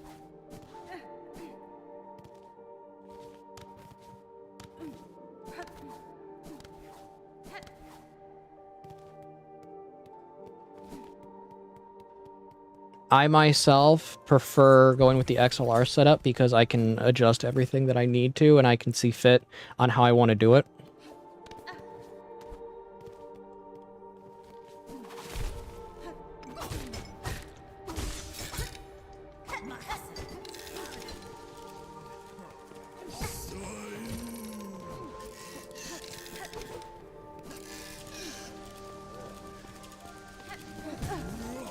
Gotta go up.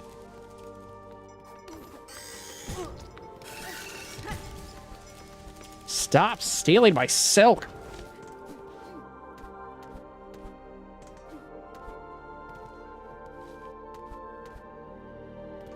Blue Yeti and Blue Snowball are pretty affordable.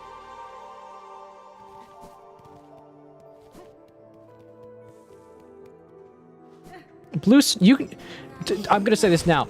XQC, the French Canadian streamer, he still uses a Blue Snowball. He does not use a fancy microphone at all, which I think is partly why people can't understand him when he talks French. Because he mixes French in with English whenever he does.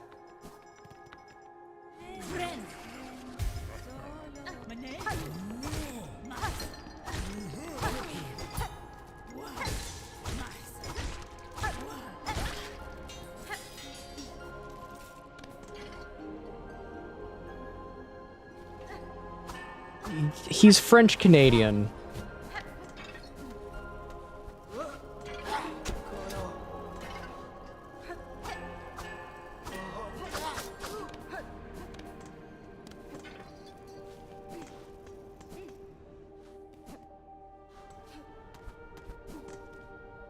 So when he talks, it's a lot of interesting verbiage, mainly because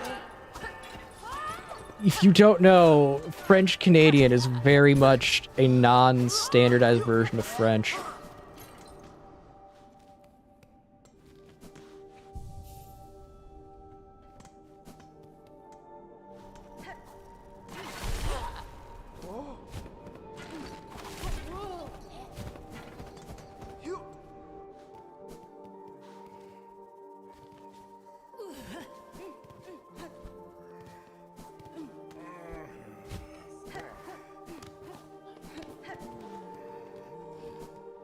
Okay.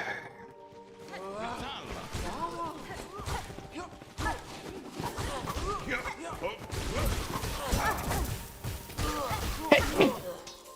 Ow! Sneezing hurts! Pain. Ha-ha! Mascara gore. Mascara gore. Leave us to our noble hunt, sister. Okay. Okay, weirdo. Mascara gore.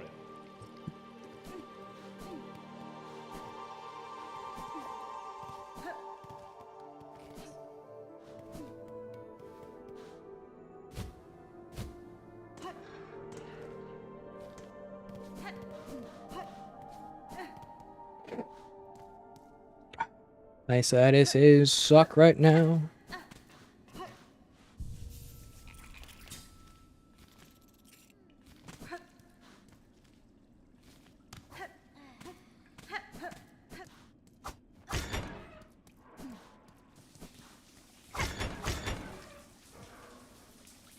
They literally have a lever for a shower.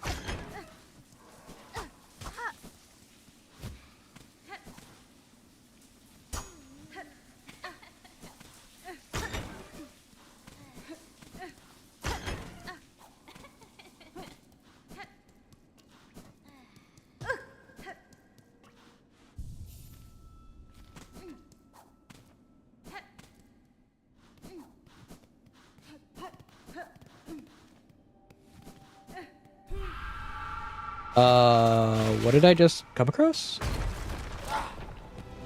Oh, it's the gauntlet.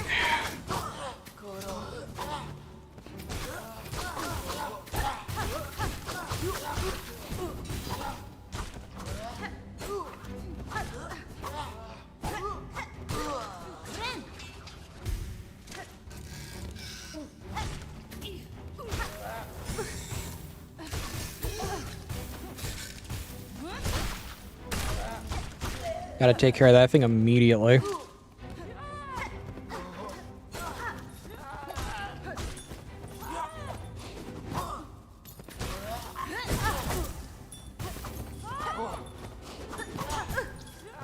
Stupid bells.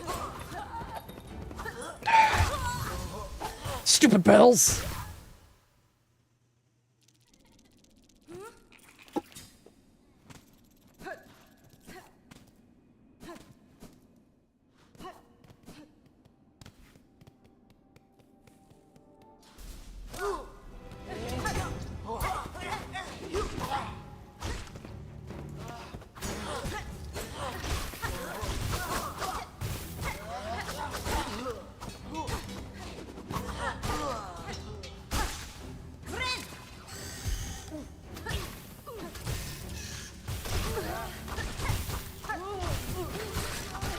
Just face tank it.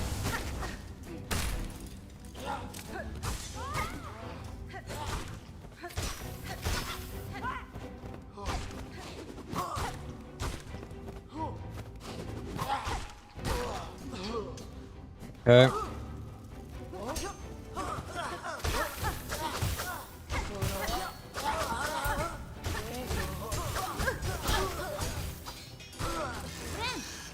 Heal now.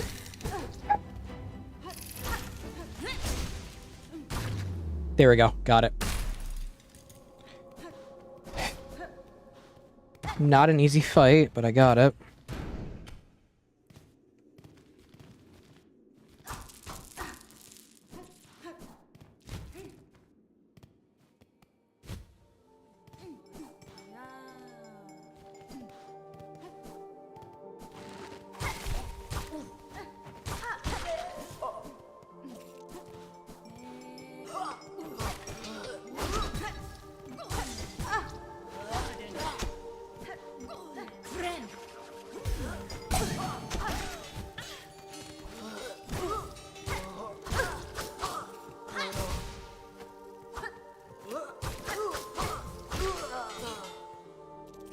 Okay. Still alive.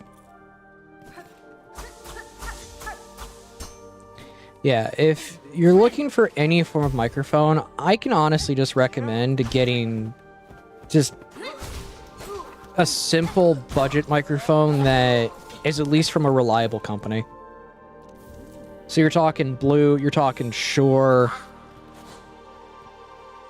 There's a few other companies that make them. Audio-Technica makes one, and I can't think of another one. I know of those three companies mainly, because those are the companies I mainly look at myself.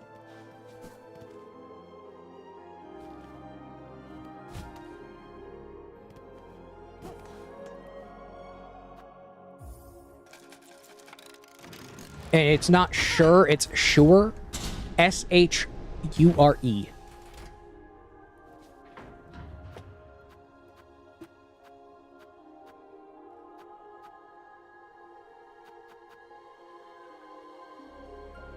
Let's go to the first shrine really quickly.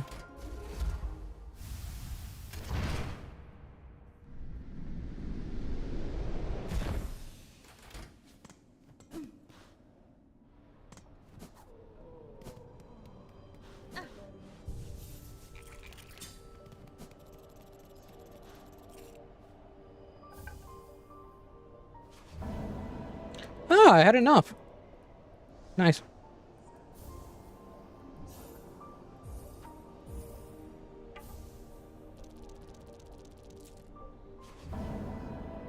Songclave complete. Well, for now.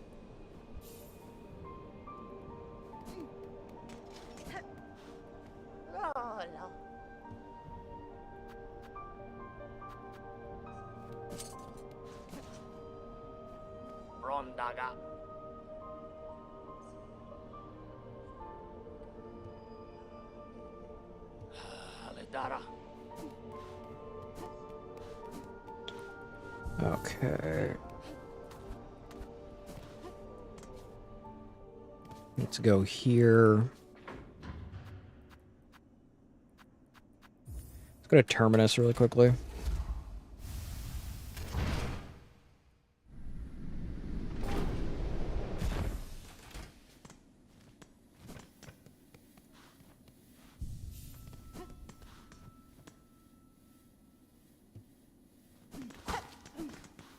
Hold up, what did that say? Due to unacceptably high injury and unsanctioned deaths, Ventera travel shall henceforth be denied to all. For Farlam Eternal, a bug who serves must never die. Eh.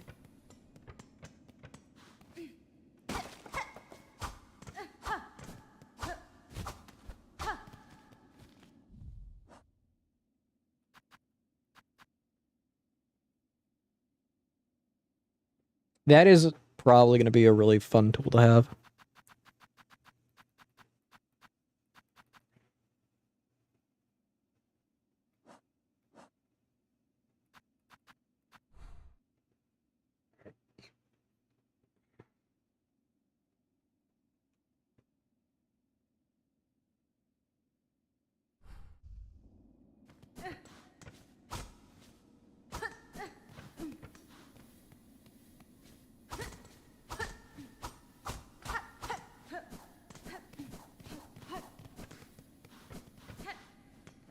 Okay.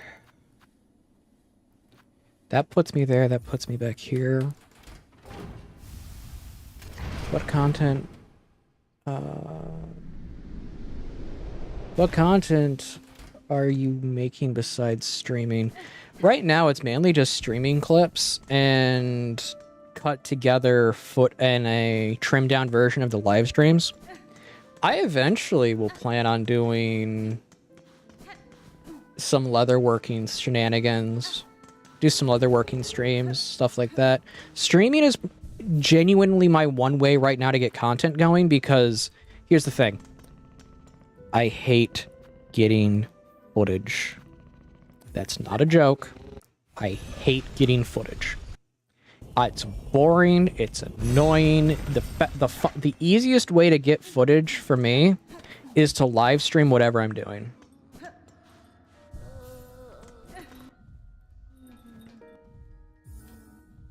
That is the easiest way for me to do that.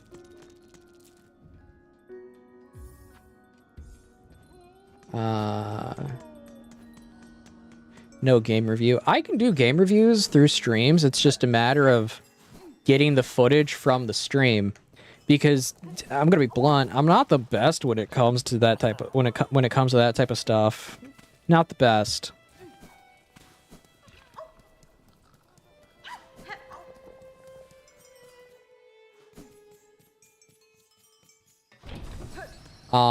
Because the way I look at games is very different from others. There is an idea I had in the back of my head called narrative in review, where the entire premise of it is me going through and talking about me going through and explaining and reviewing the narrative from, say, games, from aspects of storytelling type of scenario, to where it would be interesting for me, because that's one of my favorite things to talk about in games is the narratives.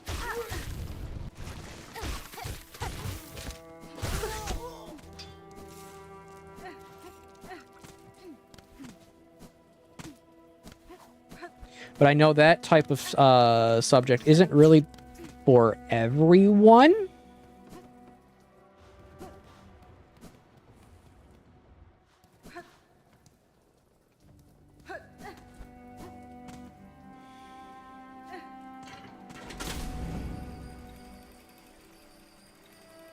Because a lot of people only care about the gameplay. I care more about the story. And that's just how I am.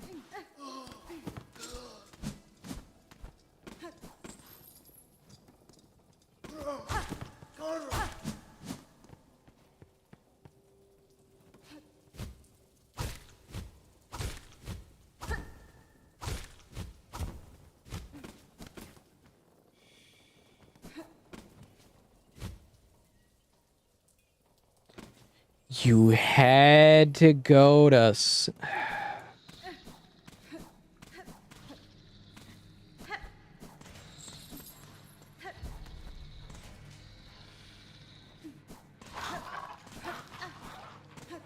You had to go here.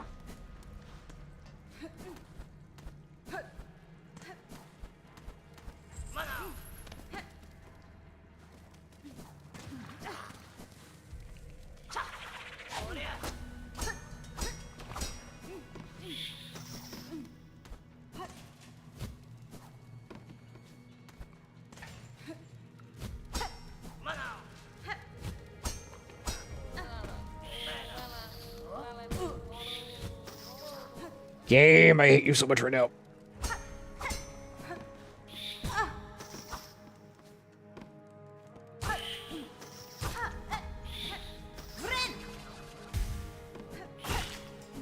Me, I'm just wanting to upload garbage content. That's the thing. The content I enjoy is very much YouTube circa like 2012. So I'm gonna be honest. What people consider garbage, I love.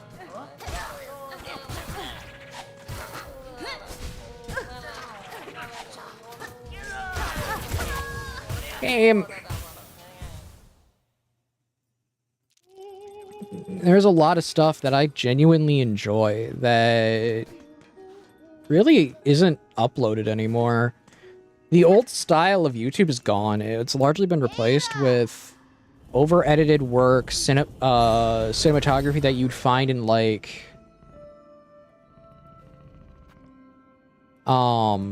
stuff that you would genuinely find in, like, super-edited Mr. Beast type content. And as much as I disagree with Jacksepticeye on a lot of things, Jacksepticeye was correct. Same with PewDiePie. Mr. Beast is going to ruin YouTube. Congratulations, it ruined YouTube. It ruined it. And not in the way you'd think. People like Mr. Beast ruined YouTube on the grounds that it genuinely is no longer about you. It's about the gimmick and hyper-edited content that'll make you stay watching for as long as humanly possible.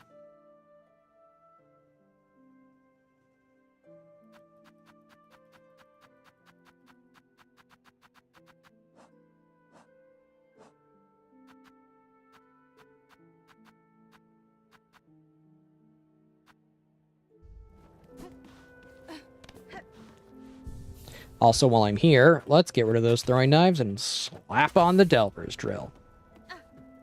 For reference, that's what this is. YouTube got beastified. I mean, yeah, it did. But this is where I'm going to stop for tonight, because I'm already getting to about 4 hours, and I don't like having to go through 4 hours of footage. It's not fun. Because 4 hours of footage, I'm not going to say anything about it. It will maybe get me 5 to 10 minutes. 10 if I'm lucky. 5 bare minimum.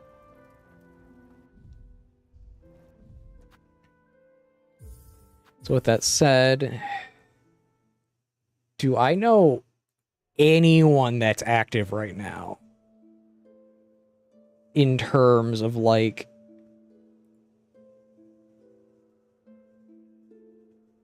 maybe Twitch streamers. Do I know anyone?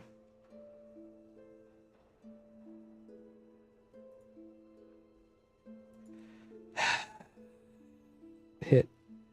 No, if I can type, that'd be nice.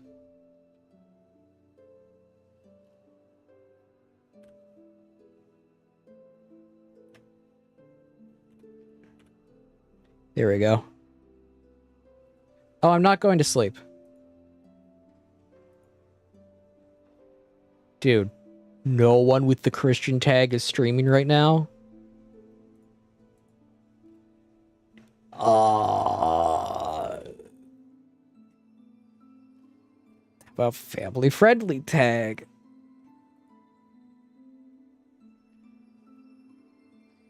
Not many. I guess this is what happens when you stream super early in the morning. Okay, yeah, that's that. Thank you everyone for coming. God bless. Be safe. I will see you probably later. They'll do another stream tonight if I'm awake. Okay, later. God bless. Be safe.